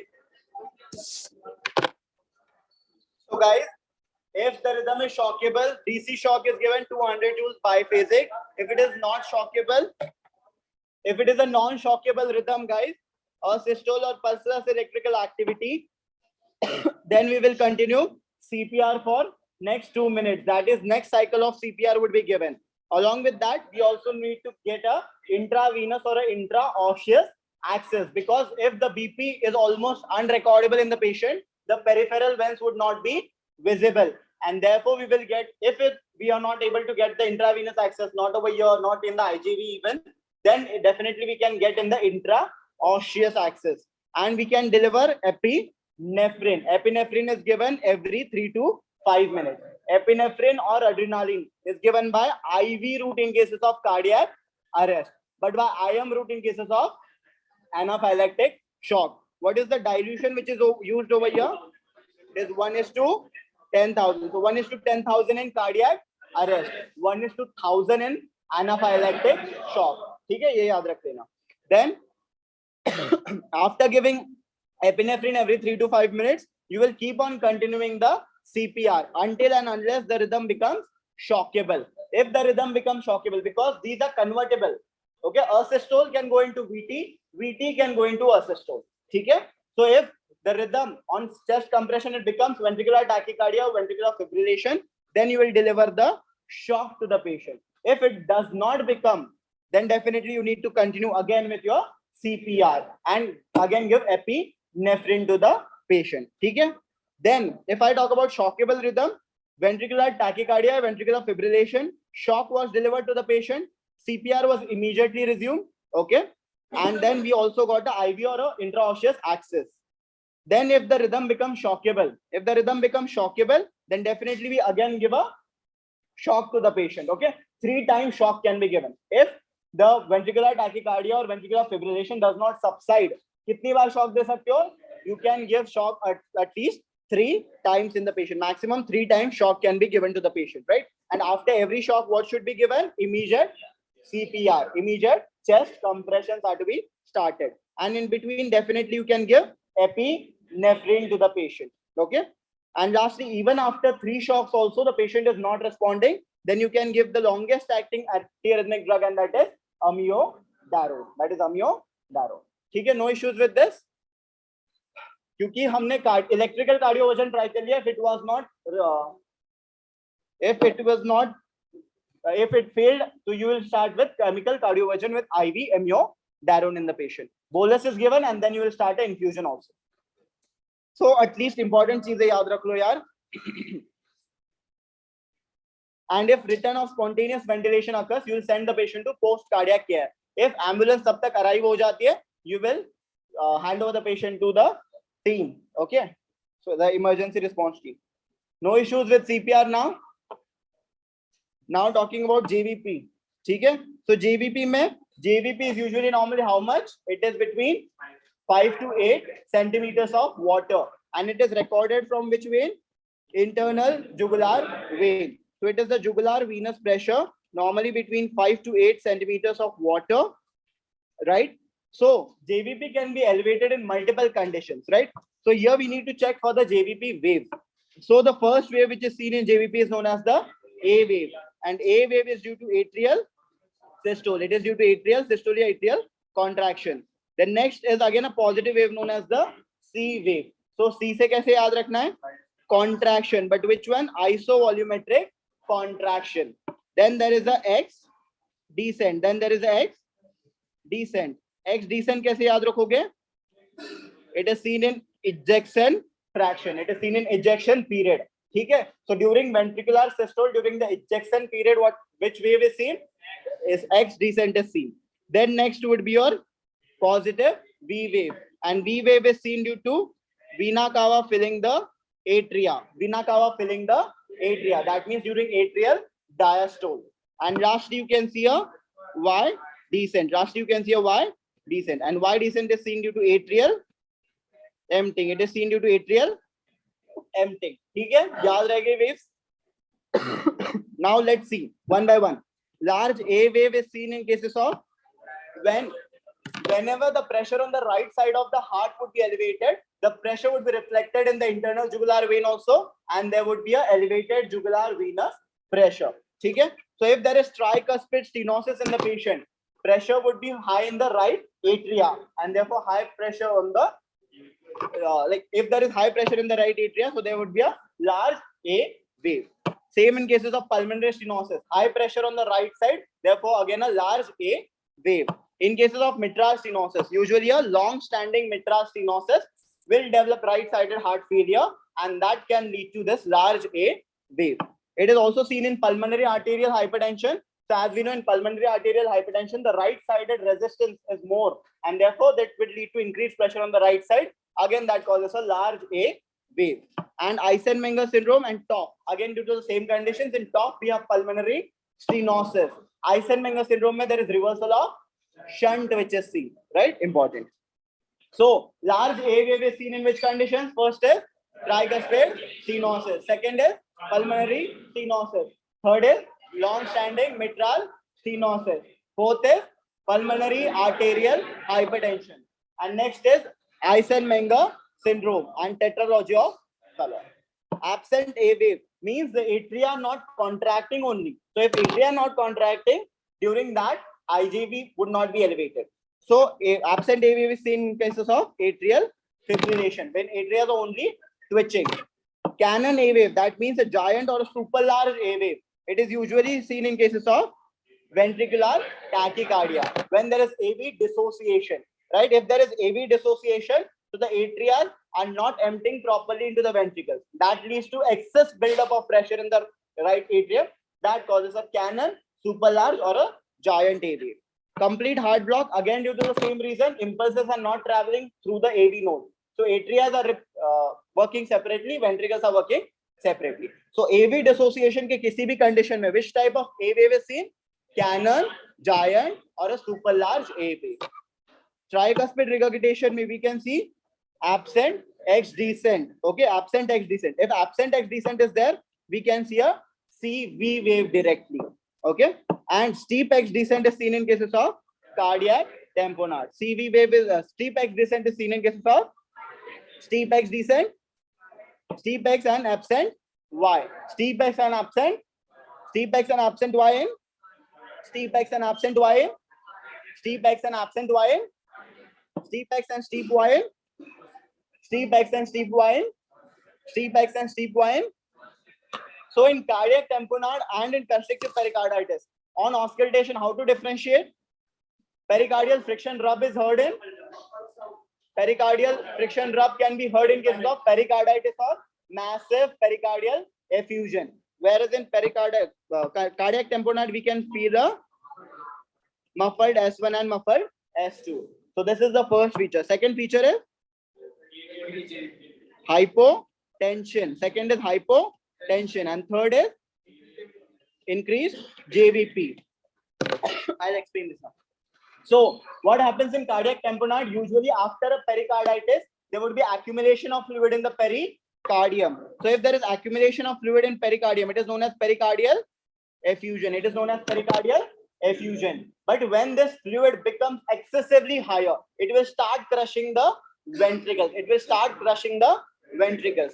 When this pressure exceeds the left ventricular end-diastolic pressure, so left ventricle के pressure से ज़्यादा अगर pressure बाहर से पड़ रहा है, so the left ventricle would be collapsed. Left ventricle will get collapsed, and therefore there would be a decreased systolic blood pressure.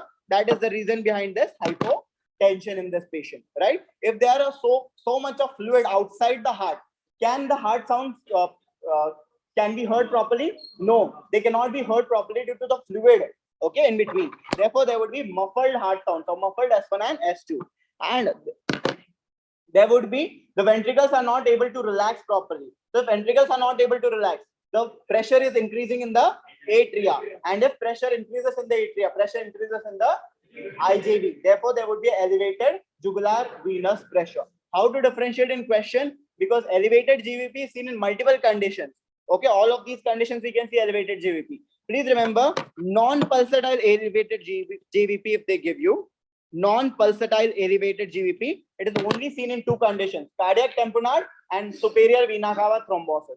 So superior vena cava thrombosis is not important for you. At least remember cardiac tamponade. So non-pulsatile elevated GVP, non-pulsatile elevated GVP. All others are pulsatile elevated GVP. All others would be. So you can see pulsations of the internal jugular vein over here. Okay. So those are considered as pulsatile elevated JVP in cases of right ventricular heart failure and all those. But here you can see a non-pulsatile elevated JVP. Okay. And this triad is known as the Beck's triad. This triad is known as the treatment of choice would be investigation of choice is definitely a investigation of choice is a ECG पे कुछ नहीं दिखेगा. ECG will show us electrical ordinance. ECG will show us electrical ordinance. So this is electrical ordinance, guys. You can see a large QRS complex, short QRS complex, large QRS complex, short QRS complex. This is called as an electrical ordinance. So electrical ordinance is ECG feature of electrical ordinance is the ECG feature of cardiac tamponade. Which triad is seen? Beck's triad. Which triad is seen? Beck's triad is seen. Investigation of choice would be that is your heart failure.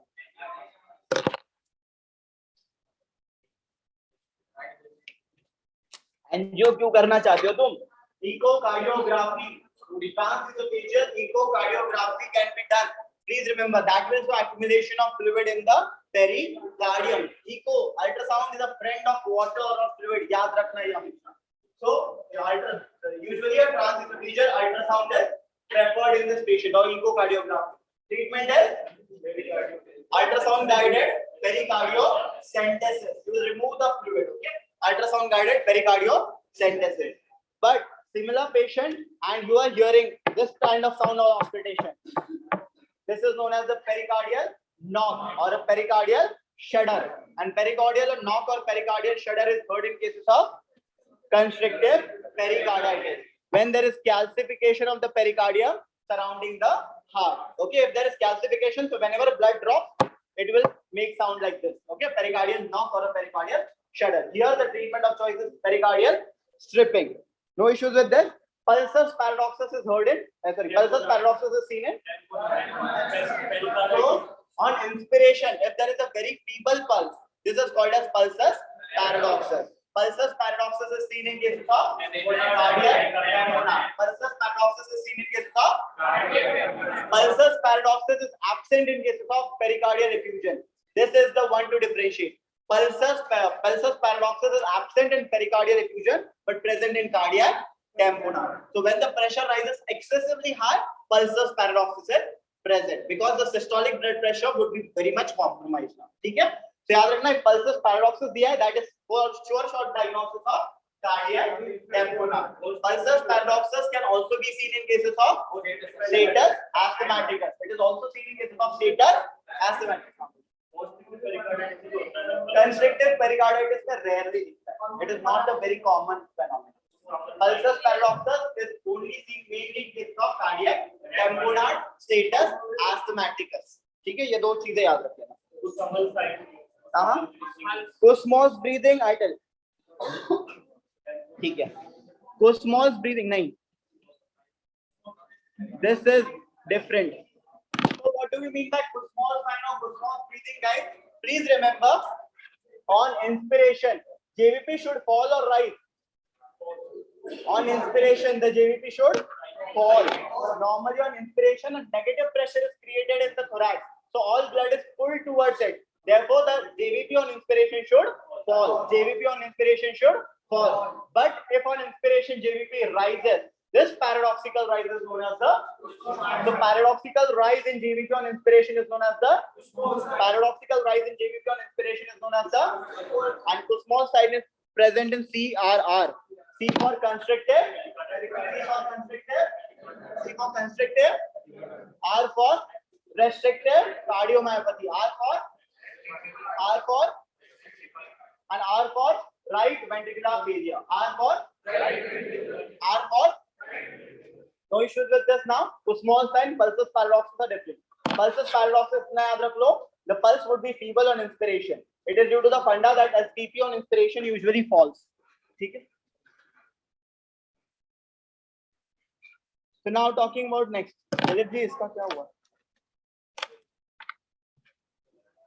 Next question says a 10-year-old child is brought with joint pain, that is arthralgia, chest pain, and nodules over the extensors. He gives history of fever and sore throat. Diagnosis is rheumatic fever or rheumatic heart disease. So please tell me what is the most common age group affected? Most common age group affected in rheumatic fever is? Most common age group affected is 5 to 15 years of age group. Now, there would be a history of fever or sore throat. It is due to which infection? Group A, beta hemolytic streptococci. Which organism? बहुत shortcut मारते हुए. Group A, beta hemolytic streptococci, also known as streptococcus pyogenes. Okay. After this infection, definitely the patient can present you with hematuria or cola-colored urine also. Then it would be suggestive of PSGN or IgA nephropathy. Okay. Whereas if the patient presents you with joint pain, chest pain, all of these features, then the diagnosis will change to rheumatic fever or rheumatic heart disease. What is the criteria for diagnosis? It is the modified Jones criteria. It is the modified Jones criteria. ठीक है? Now, please tell me the major criteria of rheumatic heart disease can be remembered by Jones. J for joint involvement. That is arthritis. Okay, so please remember which kind of arthritis is seen. So usually it is asymmetrical arthritis and it jumps from one joint to the another. So this is termed as migratory polyarthritis. It is termed as which type of arthritis is seen? Which type of arthritis is seen? Migratory polyarthritis. And which is the most common and earliest feature? Arthritis. Which is the most common and earliest feature? Most common and earliest feature of rheumatic fever? Most common and earliest feature of rheumatic fever? Arthritis. Okay? He's working on it. O goes for heart. ये sir ने निकाला होगा. S type का कुछ निकाला होगा.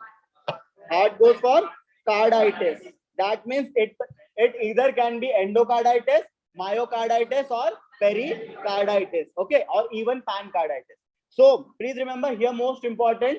So the most common carditis would be. Most common carditis is usually pericarditis in the patient, right? Definitely the patient can also have endocarditis, right? It is endocarditis in the patient. Then N goes for nodules. N goes for subcutaneous nodules. N goes for subcutaneous nodules. So subcutaneous nodules are seen over the extensor aspect. They are seen over the extensor aspect. And these are painful or painless? These are painless nodules. Which type of nodules? E goes for erythema marginatum. E goes for erythema. E goes for erythema marginatum. It is not seen in Indian population. And S goes for Sydenham's chorea. So Sydenham's chorea is a late neurological feature. Sydenham's chorea is a late neurological feature. So arthritis and chorea cannot be at the same time. Okay, so chorea is a late neurological feature. Usually after 90 days of the sore throat. ठीक है, याद रखना. Sydenham's chorea में usually the patient will have a darting tongue. The patient will have a darting tongue. It is also termed as a lizard movement of the tongue. Okay, so darting tongue or lizard movement of tongue is usually seen in cases of chorea. Chorea, as we discussed, there would also be some hand movements. This is due to damage to which part of the brain? It is due to damage to the caudate nucleus. It is due to damage to the caudate nucleus. Shabash. Okay, so these are the 5 major criteria of Jones. Minor criteria would be? Minor criteria is definitely joint pain. That is arthralgia. Joint pain or? Second is then elevated ESR or elevated CRP or ESR. Okay, and one more feature. ECG pe there would be a prolonged PR interval. On ECG there would be a prolonged PR interval. So for diagnosis of rheumatic fever, what is the criteria? We need lab. So one of the essential criteria is required. So essential criteria means evidence, lab evidence of a recent streptococcal infection, and it would be evident by a ASLO titer. So ASLO is anti-streptolizin O antibody titer. So ASLO titer should be more than 200 units. That is suggestive of usually a recent streptococcal infection. So essential criteria is ASLO antibody titer. So for diagnosis, what is required? 2 major plus essential criteria. 2 major plus essential criteria. Or 1 major plus 2 minor plus essential criteria. 1 major plus 2 minor plus essential criteria. These are required for the diagnosis. No issues with this, anybody? So now, definitely we know it is an autoimmune condition, like autoantibodies are formed. These antibodies, which are targeted against the M protein of group A beta hemolytic streptococci, they will also act against our myocardium. And this phenomena is known as cross reactivity or molecular mimicry. It is known as molecular or cross reactivity. It is due to preformed antibodies. Therefore, which type of hypersensitivity, guys? It is type 2 hypersensitivity. Which type of hypersensitivity? याद रखना. हाँ, तो याद रखो, if usually after a group A beta hemolytic streptococcal infection, hematuria occurs. It is type 3 hypersensitivity. It is type, so PSGN or IgA are type 3 hypersensitivity, but rheumatic fever or rheumatic heart disease are type 2 hypersensitivity. If I take a biopsy, on biopsy I can see this type of granuloma, and this type of granuloma is known as Ashkoff bodies. These are known as the, so these are nothing but granuloma, and these are made up of which type of cells? Anybody? The macrophages known as anti-Schko cells, Ashkenazi cells, or caterpillar cells. Anti-Schko cells, Ashkenazi cells, or caterpillar cells. All of these cells combine to form which bodies? Ashkoff bodies, which are the pathological hallmark of rheumatic, which are the pathological hallmark of, and due to regurgitation. So, okay. If endocarditis is there in this patient, definitely the valves would be involved. So there would be some sterile vegetations present on the valve. These vegetations present on the valve will lead to the valvular region. And the most common valvular region seen in patients, most common valve involved is definitely mitral valve. Least common or no, like valve which is not involved is the pulmonary valve. But which is the most common valvular region? Most common valvular region is mitral. Vegetations की जगह नहीं पूछ रहा मैं. Most common valvular region would be mitral stenosis or mitral regurgitation. और मैं सबको बदल दूं तो. Most common valvular venosus, sorry, most common valvular region is mitral. Most common valvular region is mitral. Most common valvular region is mitral. When to answer it as mitral regurgitation? Please remember, if they ask you about children or in active RHD, then the answer would be mitral. So most common valvular region overall in RHD is mitral, but in children it is mitral. Active RHD it is mitral. Adults it is mitral. Stenosis. Shabash. Chronic RHD it is mitral. Stenosis. ठीक है? So only two conditions you answer it as mitral regurgitation, that is active RHD and children. No issues with this, anybody? I hope so. And bread and butter pericarditis would be seen due to the regurgitation jet in the left atrium. Which patches are seen? Maculum patches. Which patches are seen? Which patches are seen? Maculum patches in the left atrium. No issues with this, anybody? I hope so. Treatment of choice would be, so arthritis would be treated by aspirin. Arthritis is usually treated by aspirin. Carditis is treated by steroids. Carditis is treated by steroids. For chorea, it is a self-limiting condition, but if you need to give, you can give valproate. We can give valproate for chorea. Okay? Whereas if they ask you the drug of choice overall for rheumatic heart disease, then the answer would be benzathine penicillin. Answer of choice, drug of choice is benzathine penicillin. How many units? 1.2 million international units. How many units? Intravenous or intramuscular? Intramuscular. So this was in the choices. Why I'm actually asking it to you, it is important. Options में IV भी था, IM भी था, dose 2.4 भी था, 1.2 भी था.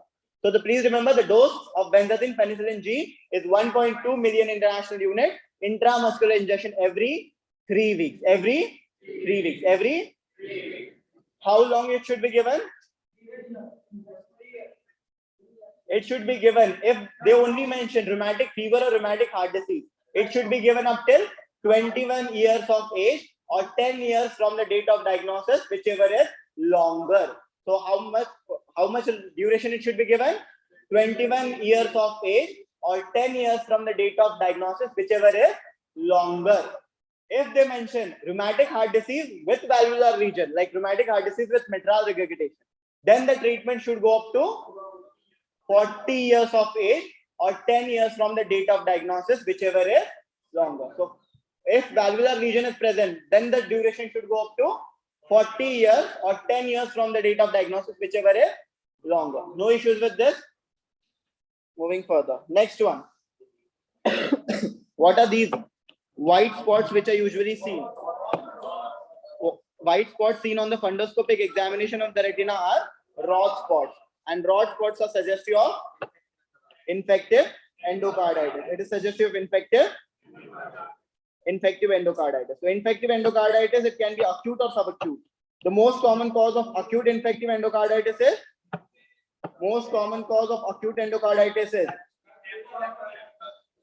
Staph aureus. Most common cause of acute infective endocarditis.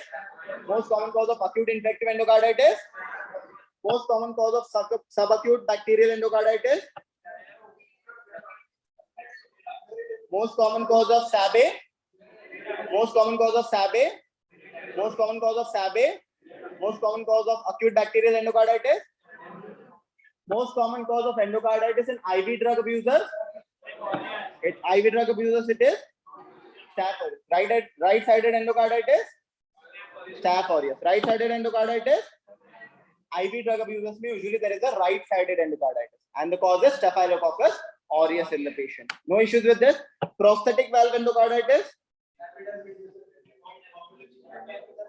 So early prosthetic valve endocarditis is cons, coagulase negative staph, whereas later it would be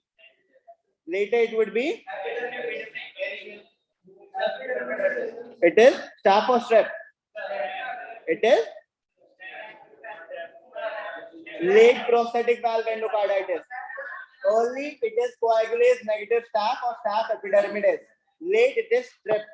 Late it is streptococcus. याद रखना. समझ गए? No issues with this, anybody? Now, if I talk about the diagnostic criteria for infective endocarditis, it is known as diagnostic criteria is Duke's staging is used for colorectal cancer. Duke's staging is used for Duke's scoring is used for chronic stable angina. Duke's scoring is used for Duke's criteria for major criteria क्या है? 3 criteria are major, important. First, echocardiographic evidence of. Second would be blood culture. Second would be 2 samples out of 3 should be positive. 2 samples out of 3 should be. And last is new onset murmur. Last is the new onset murmur in pre-existing heart disease. That means the patient was having rheumatic heart disease, and now there is a new onset murmur which has been started. Okay, these are the 3 major criteria. So what are the 3 major criteria of infective endocarditis? First is echocardiographic evidence of vegetation. Second is blood culture is positive, 2 out of 3. And third is a new onset murmur in a pre-existing heart disease. Minor criteria बहुत सारे हैं. Minor criteria would be something like fever in the patient, arthralgia in the patient, rock spots in the patient, arterial emboli in the patient, these Janeway lesions, okay, usually on the palms and soles of the patient, or these pea-sized nodules on the fingertips or the toes of the patient, known as oscular nodes. So on palms and soles we can get Janeway lesions. On pea-sized nodules on fingertips are usually oscular nodes, okay, along with features of hematuria. All of these are minor criteria. For diagnosis, what is required? For diagnosis, how many criteria is required? 2 major and 1 minor. 2 major and then 1 major and 3 minor. 1 major and or 5 minor criteria or 5 minor criteria. It is diagnostic of infective endocarditis. Usually the vegetations which are seen, we have over here. The vegetations in cases of infective endocarditis would be, which it will involve mainly with surface of the valve. It will involve mainly with surface of the valve, guys. Most commonly involved valve is definitely mitral valve. And the reason behind this is, the reason has been asked. Most commonly involved valve in cases of endocarditis is mitral valve. Why? Because it has the highest pressure gradient. Difference between left ventricular and left atrial pressure is highest. Sorry. Here, the vegetations would be mainly on the upper surface of the valve. Vegetations are mainly on the upper surface of the valve. Okay.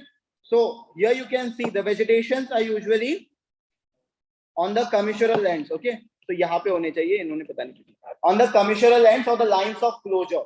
if the vegetation on at the commissural ends or at the lines of closure, this is suggestive of rheumatic heart disease. This is suggestive of rheumatic heart disease. These vegetations are firm and sterile. These vegetations are firm and sterile. Next, here you can see the vegetations are mainly involving the under surface of the valve. Vegetations are mainly involving the under surface of the valve, and they are also damaging the chordae tendineae. They are also damaging the chordae tendineae. So it can lead to, it is seen in cases of Liebman-Sachs endocarditis. It is seen in cases of, in Liebman-Sachs endocarditis, vegetations are sterile or infective? Sterile. Vegetations are sterile and again foam. Okay, please remember. And SL, usually Liebman-Sachs endocarditis is associated with SLE, systemic lupus erythematosus. Next, here you can see usually the vegetations are on the lateral surface of the valve. Vegetations on the lateral surface of valves are seen in non-bacterial thrombotic endocarditis. Non-bacterial thrombotic endocarditis, which is also known as merantic endocarditis. Which is also known as merantic endocarditis, right? And merantic endocarditis is associated with cancer. Okay, merantic endocarditis is associated with cancer. Lastly, if the vegetations can be seen on the upper surface, in infective endocarditis, vegetations can be anywhere. Okay, the vegetations can be present anywhere. Usually they are present on the upper surface or on the under surface as well. In infective endocarditis, the vegetations would be sterile or infective. Vegetations would be infective. So all other vegetations are sterile except naam mein ye infective now. So there would be presence of bacteria within the vegetation. Therefore, these are infective vegetation, and these are firm or friable. These are friable vegetation. So if these are friable, they can easily break and embolize, and that can be a reason for splenomegaly in the patient. That can be the reason for splenomegaly in cases of infective endocarditis. No issues with this, anybody? I hope so. Treatment is what? Antibiotics are given. Ampicillin plus gentamicin. Ampicillin plus, and if it is staphylococcus, what should be given? Methicillin should be added. If it is staph, we should add.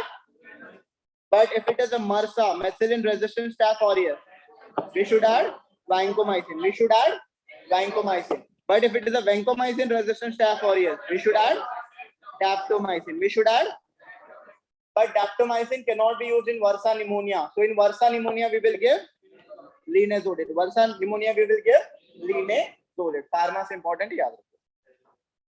Next, talking about important one, and that is cardiomyopathy. So most common type of cardiomyopathy, anybody? Most common type is dilated cardiomyopathy. Most common type is rarest one is restrictive cardiomyopathy. Rarest one is. So if I talk about dilated cardiomyopathy first, the most common cause for dilated cardiomyopathy would be alcohol. Most common cause is the toxins like alcohol can be responsible for dilated cardiomyopathy. And here all the chambers of the heart would be dilated, and therefore there would be a functional mitral regurgitation or a tricuspid regurgitation. So if the heart chambers are dilated, the valve will move away. So therefore there would be a regurgitation in the patient. Okay? So there would be a mitral regurgitation or a tricuspid regurgitation in patients of dilated cardiomyopathy. On the other hand, if I talk about HOCM, HOCM is hypertrophic obstructive cardiomyopathy. It is due to a genetic mutation. What is the genetic mutation? This was the question. It is due to mutation on the chromosome number 14. It is beta myosin heavy chain. It is due to mutation in the beta myosin. It is due to mutation in the beta myosin heavy chain. No issues with this. So if there is mutation in the beta myosin heavy chain, there can be asymmetric septal hypertrophy. Okay, there would be asymmetric septal hypertrophy. And if there is asymmetrical septal hypertrophy, which region is usually seen? Which valvular region is seen? Bataya to tha. Subvalvular aortic stenosis. What is seen? Subvalvular aortic stenosis. So this hypertrophied septum would obstruct the passage of blood into the aorta. Okay, it will obstruct the passage of blood into the aorta. On echocardiography, which type of left ventricle is seen? What cavity of left ventricle can be seen? Banana shaped cavity. On echocardiography, what is seen? Banana shaped cavity. What is seen? Banana shaped cavity in the patient. So if there is banana shaped cavity, that means the left ventricular cavity size is decreased, end diastolic volume is decreased, stroke volume is decreased, cardiac output is decreased, and therefore the blood pressure would be decreased. And the patient will experience features of syncopal attacks usually. And there would be a classic history that a young athlete, okay, a young athlete while playing marathon or maybe while playing football suddenly collapsed and died. Okay, suddenly collapsed and it led to a sudden cardiac death. One of the most important causes is HOCM, hypertrophic obstructive cardiomyopathy. What is seen on microscopic examination of HOCM? Pathologist. Myofibrillary disarray. What is seen on microscopic examination? Myofibrillary disarray. Echocardiography पे क्या दिखेगा? Echocardiography shows, microscopic examination shows myofibrillary disarray. ठीक है? No issues with this, guys. I hope so. ठीक है? What is the treatment of choice in cases of HOCM? Treatment of choice is alcohol septal ablation. Treatment of choice is and drug of choice would be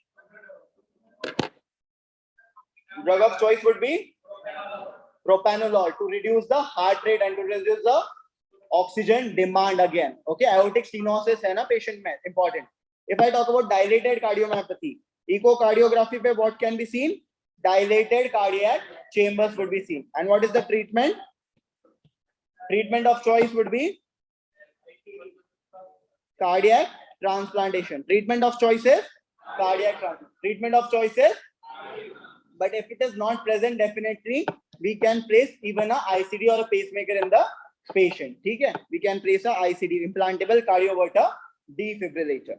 Then if I talk about the rarest version, that is restrictive cardiomyopathy. Here there is fibrosis of the myocardium. Yes, there can be sarcoidosis, there can be amyloidosis, or there can be fibrosis of the myocardium. If there is fibrosis of the myocardium, guys, definitely the contractility of the heart would be reduced. The compliance of the heart would be reduced, right? And therefore, which type of dysfunction would be seen? Systolic or diastolic? Diastolic as well as systolic. In RCMP, we can see diastolic as well as systolic. In DCMP, which type of malfunction? It is usually systolic malfunction. DCMP mein systolic, because the ventricles are not able to contract fully because they are dilated now. Okay, whereas in HOCM it is a diastolic malfunction because it is not able to fill properly. So in HOCM, which type of malfunction? HOCM mein, DCMP mein, RCMP mein, diastolic as well as systolic can be seen. Okay? So please remember this. RCMP mein. Treatment of choice in RCMP is cardiac transplant, definitely. And what is the investigation of choice? Echocardiography पे तुम्हें ज़्यादा कुछ दिखेगा नहीं. Here you can see definitely dilated chambers. Over there you can see a hypertrophic septum. Over here it is a cardiac MRI. Investigation of choice is a cardiac MRI on which you can see fibrosis of the myocardium. Important. Okay, one of the important findings is amyloidosis. Okay. Next, a patient was brought to the emergency room with chest pain radiating to the back. Usually they will mention about the interscapular area. And there is dizziness in the patient. CT is given, diagnosis and treatment. So this is a CT chest which is given. This is the aorta of the patient. This is the pulmonary artery. Okay? Here we can see which type of appearance. Which sign? Which sign is seen? Tennis ball sign on CT suggests your aortic dissection. Aortic. Okay, please remember aortic dissection. That means a tear is present in the aortic wall. Okay, so there is a tear which is present in the aortic valve, and blood flow is from both these columns. Okay, blood flow is from both these columns. That is why the tennis ball sign is seen. Okay, so please remember tennis ball sign on CT chest is suggest your Aortic dissection. Aortic dissections के multiple causes हो सकते हैं. One of the important one is malignant hypertension. One of the important is malignant hypertension. Aortic dissection is usually classified with Stanford classification. This Stanford classification classifies aortic dissection into Stanford A and Stanford B. Which of them will require medical management and which will require surgical management? Please tell me. So Stanford A means which aorta is involved? So A for A. Stanford A में, Stanford A में, Stanford A में, Stanford B में, Stanford B में, ठीक है, important. Now please tell me the management. In Stanford A, surgical or medical management? We will prefer surgical management. Stanford A we will prefer. In Stanford B we will prefer. Stanford B we will prefer. Which medical management? Drug of choice would be? क्या? Drug of choice would be, बोलो तो जल्दी फिर. Drug of choice would be beta blockers, that is esmolol. Okay, they will reduce the increase of the column. Okay, they will stop where it is. So that is usually seen. And if they mention a classical case of Stanford B, but if the patient is hemodynamically unstable, definitely will prefer surgery in those patients. You will not go for medical management then. So yaad rakhna, if they give BP is crashing, definitely there should be surgical management. Classical sign is definitely when the chest pain is radiating to the back or to the interscapular area, which increases on lying down, right? And the blood pressure is dropping really fast. Okay, it is usually suggestive of aortic dissection. Investigation of choice would be if the patient is unstable, definitely a transesophageal echocardiography. Patient is unstable, investigation of choices. Patient is unstable, investigation of choices. Transesophageal echo. But if the patient is fine, then the investigation of choices MRI. Then the investigation of choices tennis ball दिखता है सीटी पे, इसीलिए सब याद रख लेते हैं सीटी. तो याद रखना नहीं है. If the patient is unstable, investigation of choices transesophageal echocardiography, whereas if the patient is stable, the investigation of choices MRI. Now talking about the cardiac tumors. Most common cardiac tumor, anybody? Most common cardiac tumors. Most common cardiac tumor is metastasis or secondary. Then most common primary cardiac tumor, which is benign in nature in adults, it is atrial myxoma. It is atrial. Most common primary benign tumor in adults. Most common primary benign tumor of heart in adults, atrial myxoma. So on atrial myxoma biopsy, definitely we can see this kind of appearance, where there is a fluidic background, fluidic or a myxoid background is seen along with, यहाँ पे ज़्यादा नहीं दिख रहे. So okay, you can see these type of cells, and these are called as stellate cells. These are called as, so please remember, myxoid background with stellate cells is a feature of atrial myxoma. Myxoid background with stellate cells is a feature of, myxoid background with the stellate cells is a feature of atrial myxoma. And atrial myxoma is the most common primary benign heart tumor in adults. Most common primary benign heart tumor in children would be rhabdomyoma. Rhabdomyoma. Rhabdo means skeletal, myo means muscle, oma means tumor. Most common primary malignant heart tumor in adults. Most common primary heart malignancy in adults is angiosarcoma. Most common primary heart malignancy in adults is, most common primary heart malignancy in adults is, most common primary heart malignancy in adults is, most common primary heart malignancy in children would be rhabdomyosarcoma. Rhabdomyo, so it is just the malignancy of the same tumor. Okay, no issues with this, anybody? I hope so.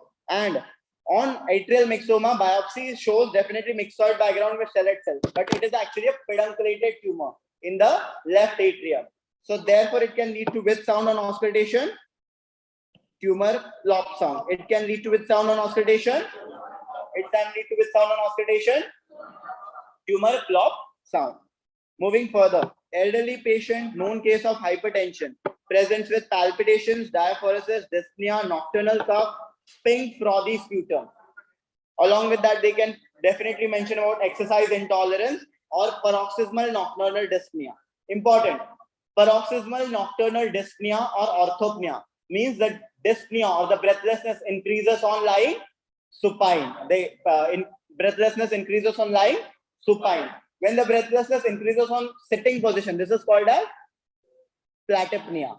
When the dyspnea increases on sitting position, it is known as platypnea. Okay, both of these can be seen in cases of congestive heart failure. Next, if the breathlessness increases on lying in lateral decubitus position, it is known as trepapnea. That is called as trepapnea. And trepapnea is a feature of pleural effusion. Trepapnea is a feature of pleural effusion. No issues with this. So here, non-hypertensive, definitely worsening of all the features, palpitation, dyspnea, diaphoresis, nocturnal cough, pink frothy sputum, all are suggestive of congestive heart failure in the patient. Congestive heart failure, either it can be right ventricular failure or left ventricular failure. So right ventricular, if it is a right ventricular failure, there would be accumulation of blood in the organs. Okay, so usually that can lead to this type of edema. What is this type of edema called as? It is a pitting type of edema. So bilateral pitting edema is seen. Along with that, there would be congestion of liver. So there would be hepatomegaly in the patient. Along with that, the patient can also develop features like portal hypertension. So there would be ascites in the patient. There would be, if I talk about left ventricular failure, guys, here there would be accumulation of volume or blood into the lungs now, right? If the left side is failed, accumulation occurs in lungs. If the right side is failed, accumulation occurs in the rest of the organs. So here the patient's systolic blood pressure would be low. If systolic blood pressure is low, renal perfusion would be low, and that will lead to oliguria. So oliguria is suggestive of left ventricular failure. Okay, important. Then there would be features of pulmonary edema. There would be features of pulmonary, like in elevated JVP is seen in elevated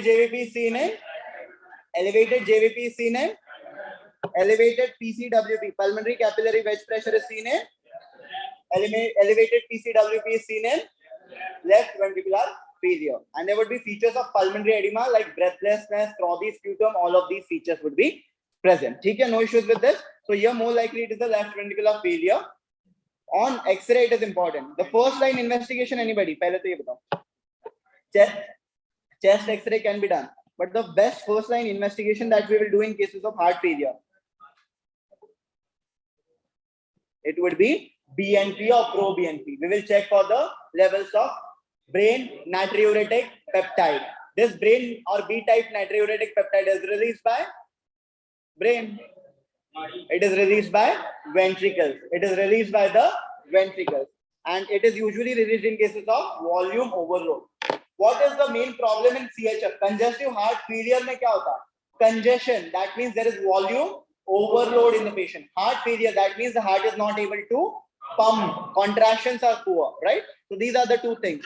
So here, as the volume overload occurs, our body tries to compensate, and it will increase the levels of B natriuretic peptide, and it will cause loss of sodium and water in the urine. Okay, so it is mainly suggestive of heart failure. Along with that, definitely we can perform a chest X-ray. On chest X-ray, the size of the heart would be increased, so the cardiac shadow would be more. So the cardiothoracic ratio would be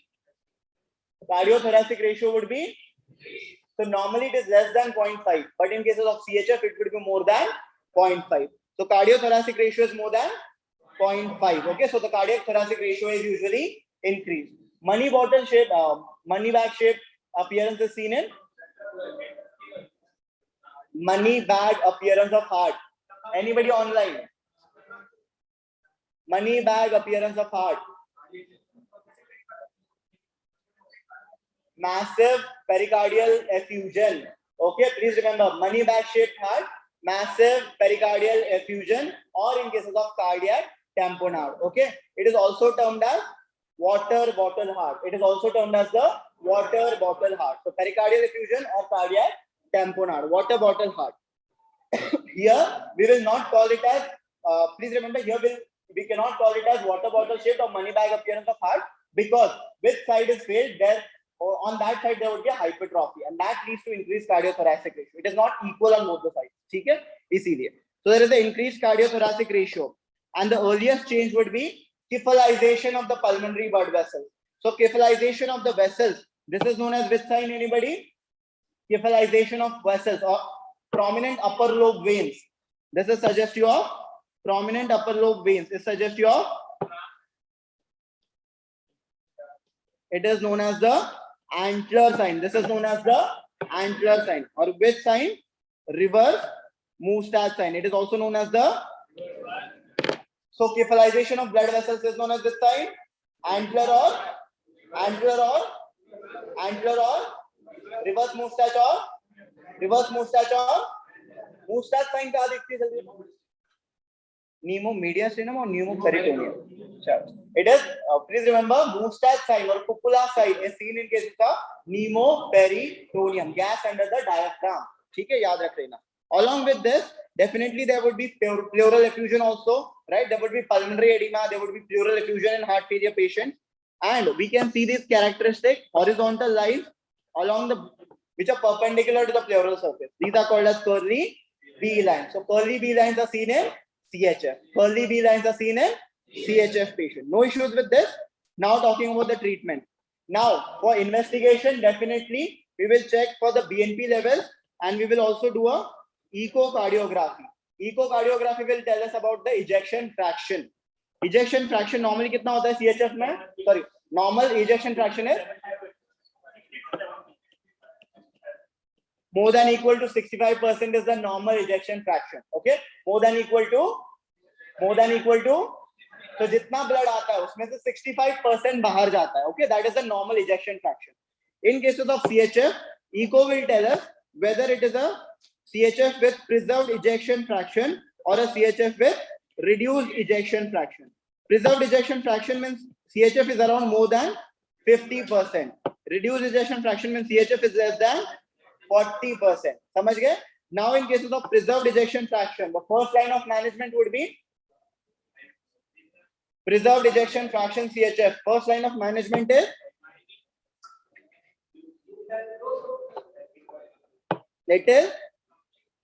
aldosterone antagonist. It is aldosterone antagonist. Drugs like spironolactone or eplerenone. And on long term, we will give ARNI. What is ARNI? Angiotensin receptor blocker plus nephrilizin inhibitor. Angiotensin receptor blockers are drugs like valsartan. And nephrilizin inhibitor. Very good. So please remember this BNP level, this BNP would be further degraded by an enzyme known as nephrilizin or neural endopeptidase, right?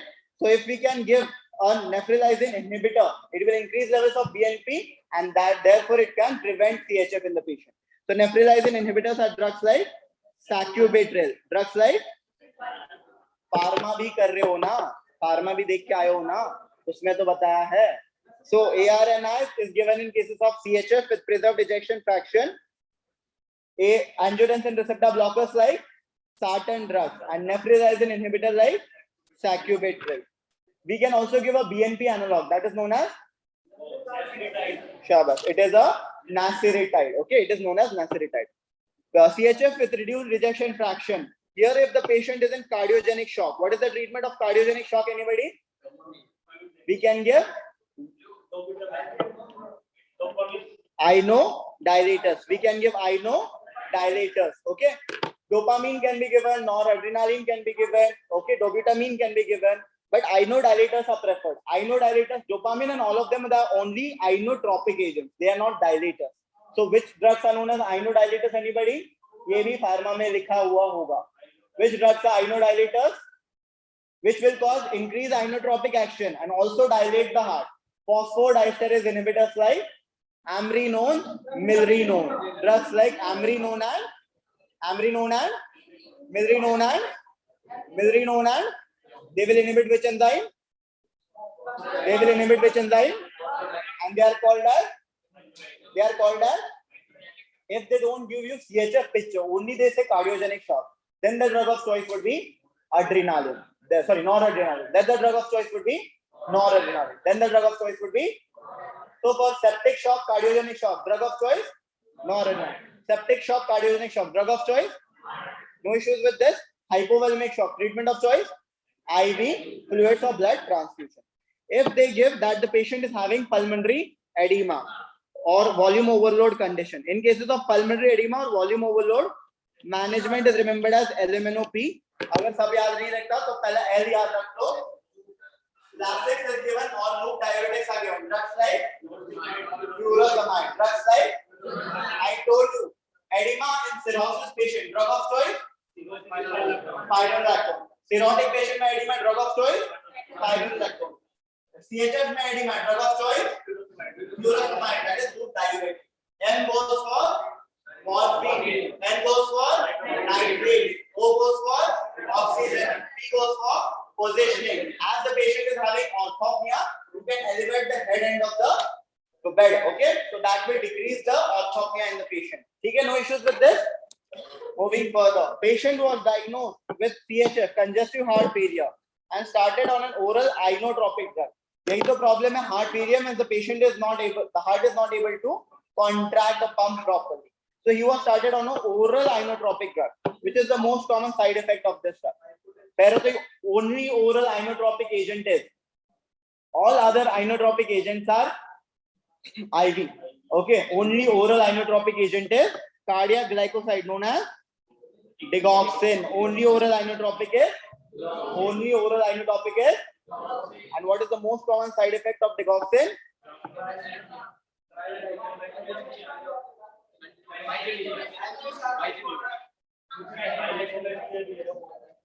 हाथ ऊपर उठाओ जल्दी जल्दी, जिसको confirm पता है.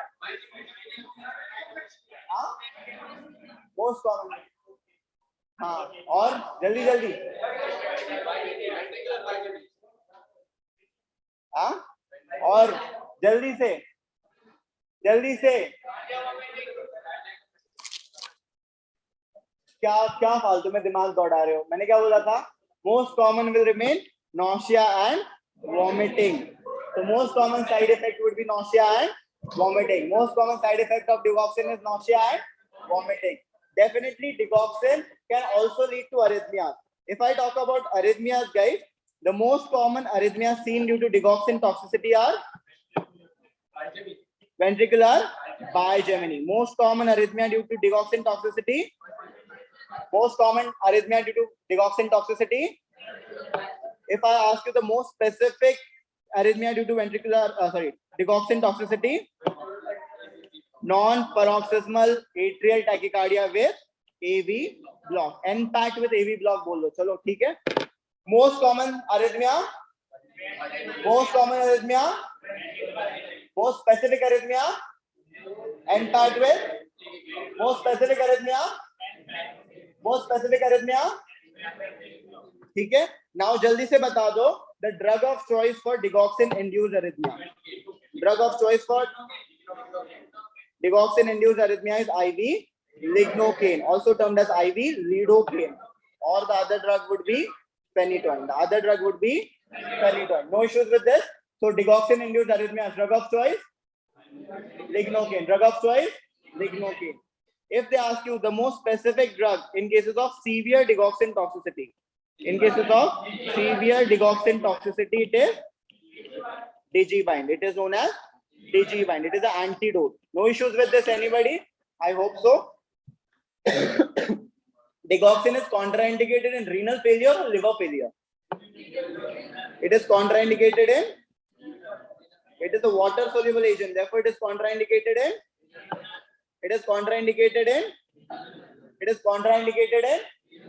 Digitoxin was contraindicated in liver, but it has been withdrawn from the market.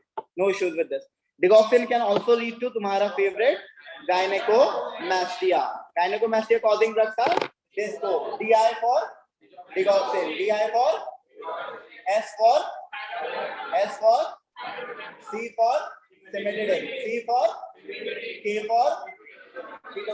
for O for shabash. And they can also lead to yellow vision or xanthopsia. Digoxin. ठीक है. Next. अब क्या हुआ?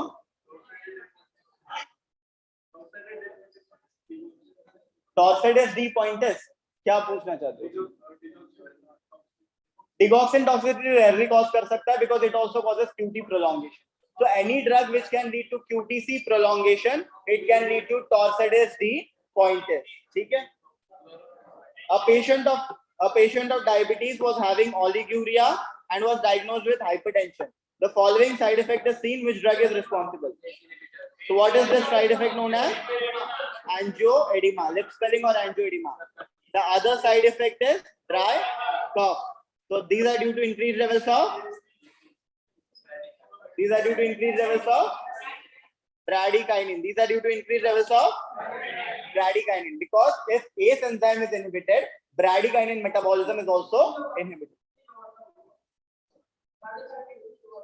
अच्छा ऐसे बोलो, ब्रैडिकाइनिन इंक्रीज होगा तब, ब्रैडिकाइनिन मेटाबोलाइज नहीं हो पा रहा है तब, इसीलिए bradykinin is actually a cytokine, one of the cytokine, वो साइड इफेक्ट्स कॉज करेगा.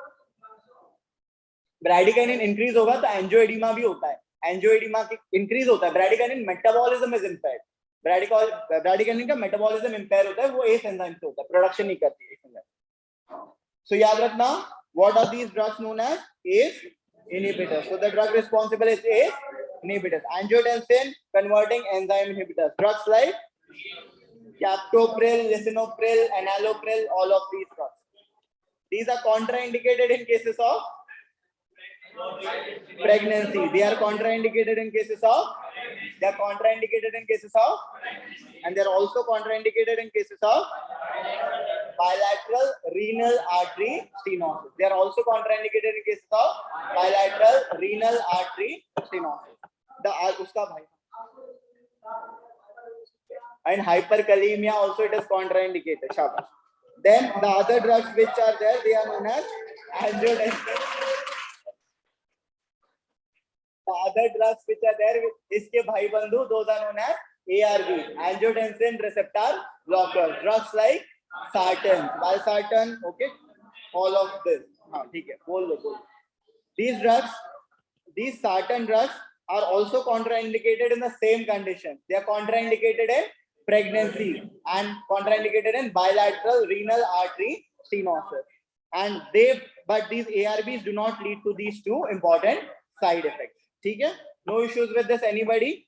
ARBs and ACE inhibitors are usually given in conditions of hypertension. They are one of the first line agents for hypertension.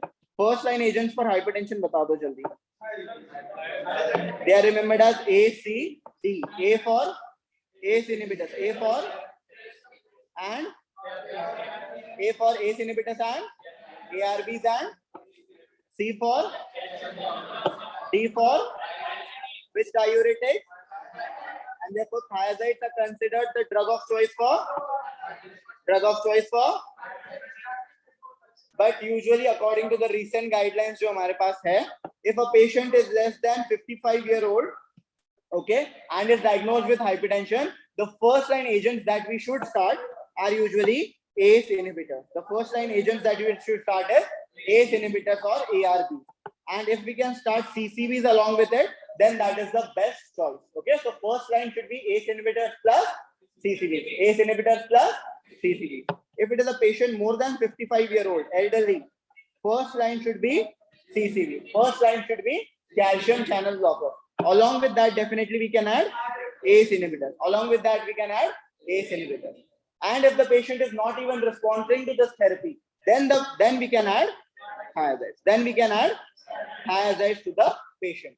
If the patient is not responding to 3 groups of antihypertensives, including thiazides, then it is diagnosed as resistant hypertension.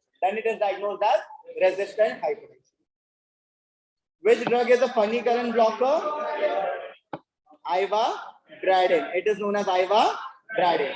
By the name itself, it is evident it is a bradycardiac agent. So it will decrease the heart rate. It will block the funny currents. Funny currents are produced in. So it will block the funny current by blocking which channels? It will block the IVA से क्या याद रखोगे? The most common side effect would be impaired visual acuity. Most common side effect is impaired visual acuity. Then ranolazine is a which group of drug? CHF में use करते हैं हम. Ranolazine is a sodium channel blocker. Late sodium channel blocker. These are rapid sodium channel blockers. ठीक है? So ranolazine is also a sodium channel blocker. ठीक है? No issues with this. Sorry. A hypertensive patient was on nitroglycerin therapy. He took sildenafil and collapsed due to syncope. Reason is,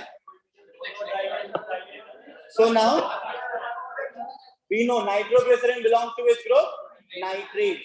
And nitrates act by, this is a Sarkari question. Repeat. Nitrates act by releasing nitric oxide. Nitric oxide will activate which secondary messenger? It will activate cyclic GMP. It will activate the enzyme guanylate cyclase, and further secondary messenger produces cyclic GMP. So every question has been asked from nitrate. Hurry. Okay, nitrate acts by releasing nitric oxide. They act by stimulating which enzyme? So guanylate cyclase. The secondary messenger which is elevated is cyclic GMP, and that will further lead to vasodilation in the patient. So definitely it is a vasodilator which can be given. It is usually preferred in cases of angina. Then you also took sildenafil. Sildenafil belongs to which group? Phosphodiesterase 4 or 5. So it's a phosphodiesterase 5 inhibitor. So again we know cyclic GMP would be degraded by the enzyme phosphodiesterase. So if phosphodiesterase is inhibited, cyclic GMP levels would increase, and that will again cause vasodilation. So he took 2 vasodilators almost. He was already on nitroglycerin therapy, and he again took sildenafil for whatever reason. Okay, so now he suffered a syncopal attack, and this syncopal attack is due to sudden hypotension. This syncopal attack is due to sudden hypotension in this patient. No issues with this, anybody? I hope so. Phosphodiesterase inhibitors, which act as inodilators, phosphodiesterase 4 inhibitors. These are drugs like amrinone and milrinone. Phosphodiesterase 4 inhibitors, amrinone and milrinone. मैंने जो बोला था cardiogenic shock में देंगे. Whereas only phosphodiesterase 5 inhibitors are sildenafil, tadalafil. Longest acting is, ये सबको याद है, ठीक है? Then please tell me shortest acting nitrate is shortest acting nitrate, amyl nitrate. Shortest acting nitrate is longest acting nitrate is penta-erythritol tetranitrate. Okay, PETN बोलो, ठीक है? Longest acting nitrate is okay. No issues with this. Now please tell me, nitrates usually have high first pass metabolism. Therefore, they are not given by which route? Oral route. Therefore, they are given mainly by sublingual route. Which is the nitrate with minimum first pass metabolism?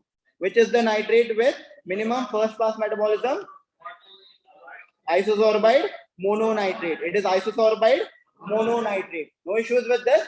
And nitrates and sildenafil should be avoided together because they can cause sudden hypotension. This was a recall question in earlier case. Okay? Now nitrates on a long term, they can definitely, nitrates usually can be used for poisoning of, पहले तो ये बता दो, nitrates are used for poisoning of which poisoning? They are used in cyanide poisoning. Nitrates are used in, but the drug of choice for cyanide poisoning is hydroxycobalamin or vitamin B12. But if they ask you which other drugs can be used, it is release antidote. Which is the other drug? Release antidote contains amyl nitrate, sodium thiosulfate and sodium nitrate. ठीक है, याद रखना, these 3 drugs are present in release antidote, which is also used for cyanide poisoning. But the drug of choice still remains hydroxycobalamin. Now, nitrates are usually known to cause tolerance. Okay, nitrates are known to cause tolerance. So therefore, we need to maintain a nitrate-free period of 6 to 8 hours in the patient. So याद रखना, nitrates are not given continuously in the patient. ठीक है? Next, a patient sustained a myocardial infarction. Lab values are LDL 150 milligrams per deciliter, cholesterol 230 milligrams per deciliter. Which drugs are to be started?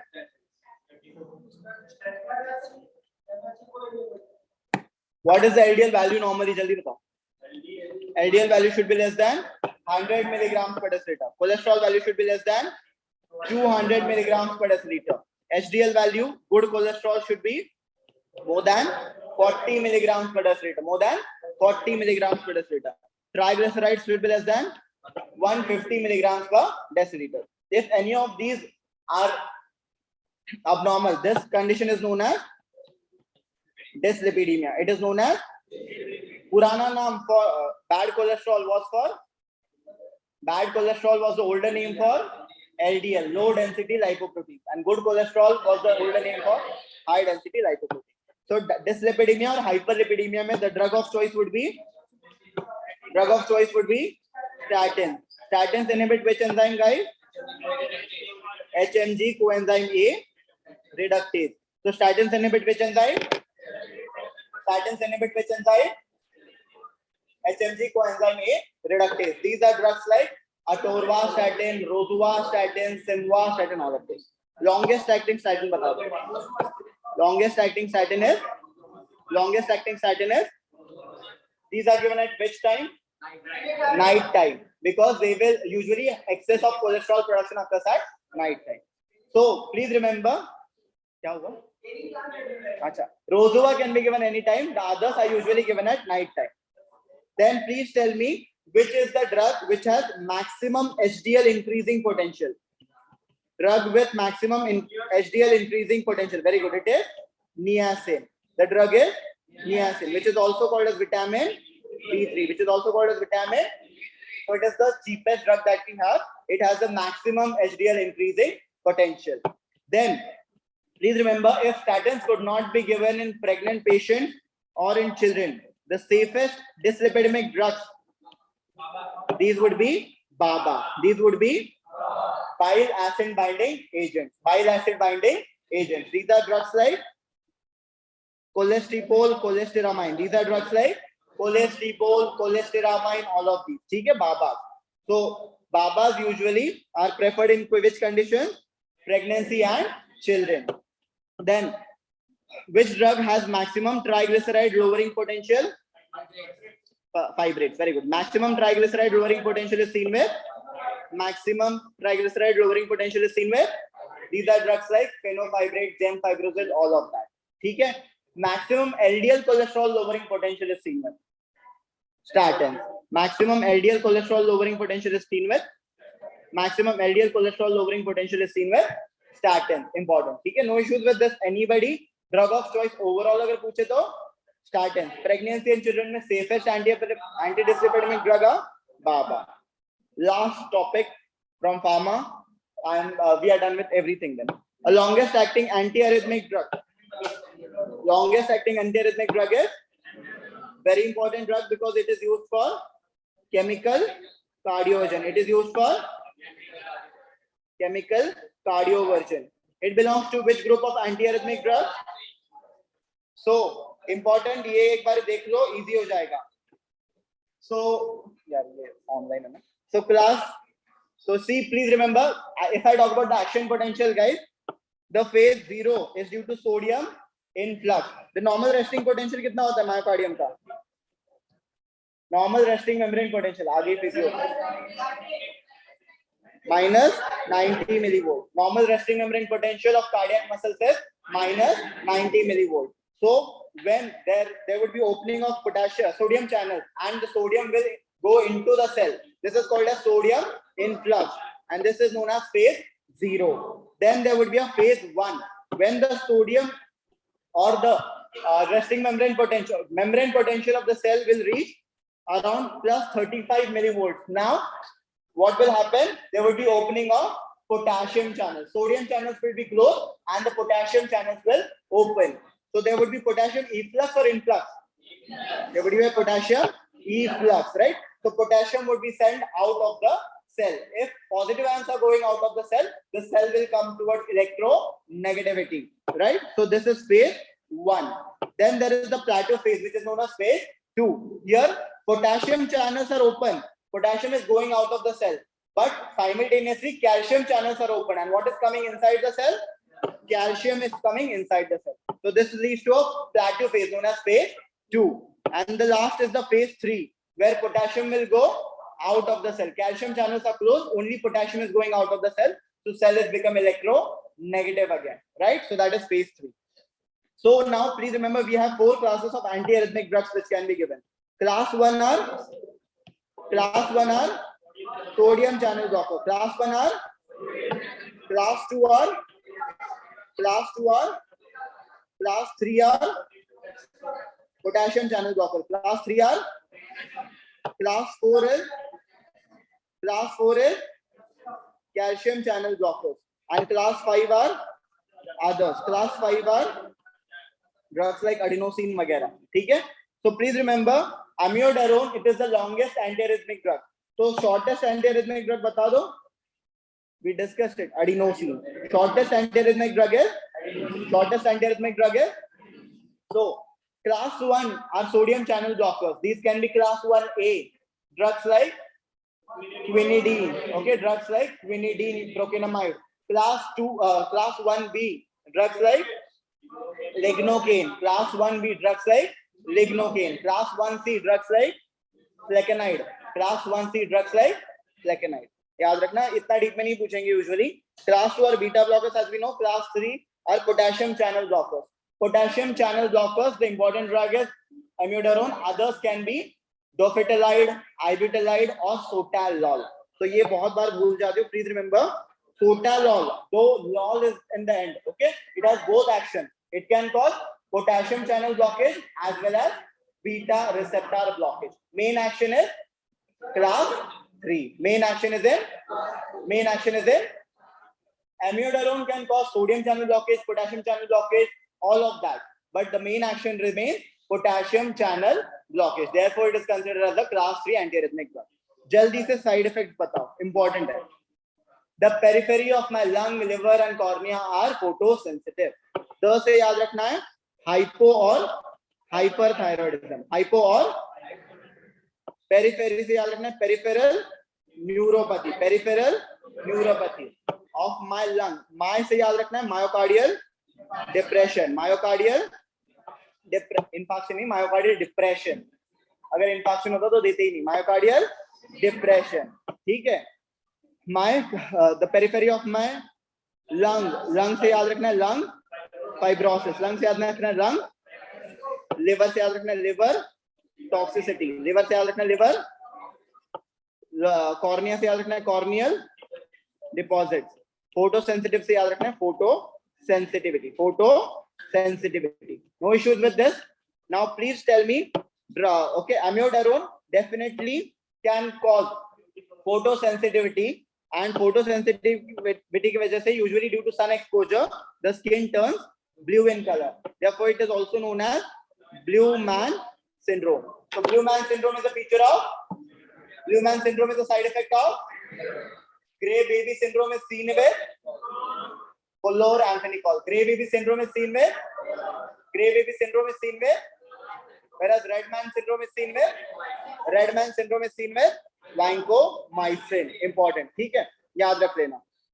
Calcium channel blockers, as I told you, dihydropyridines like nifedipine. It is used in cases of tocolysis. Drug of choice for tocolysis.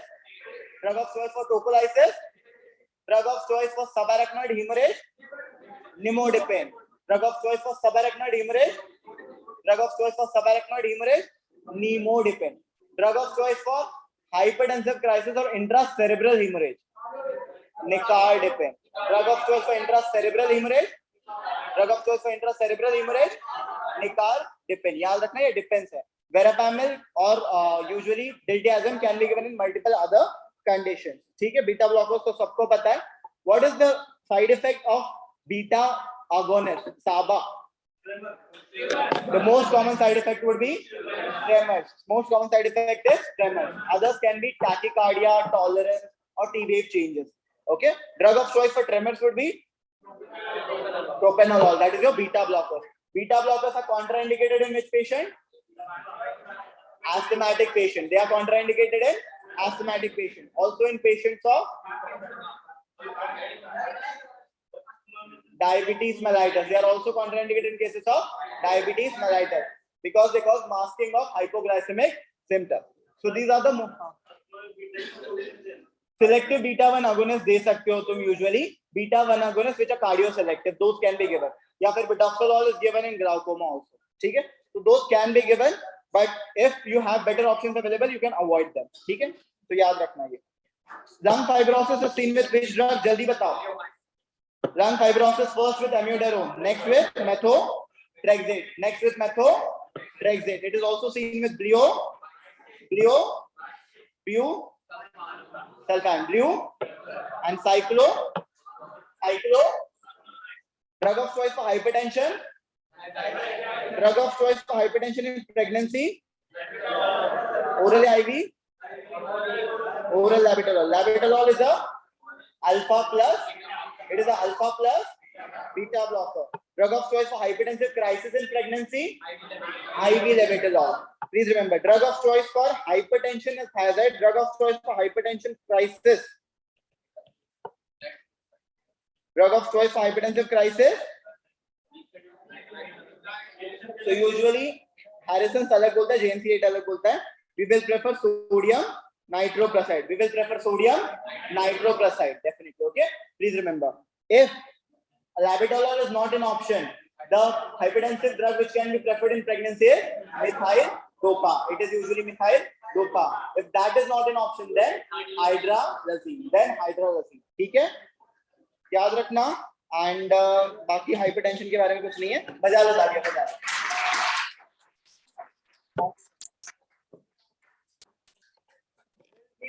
Match वैसे भी बाकी है, but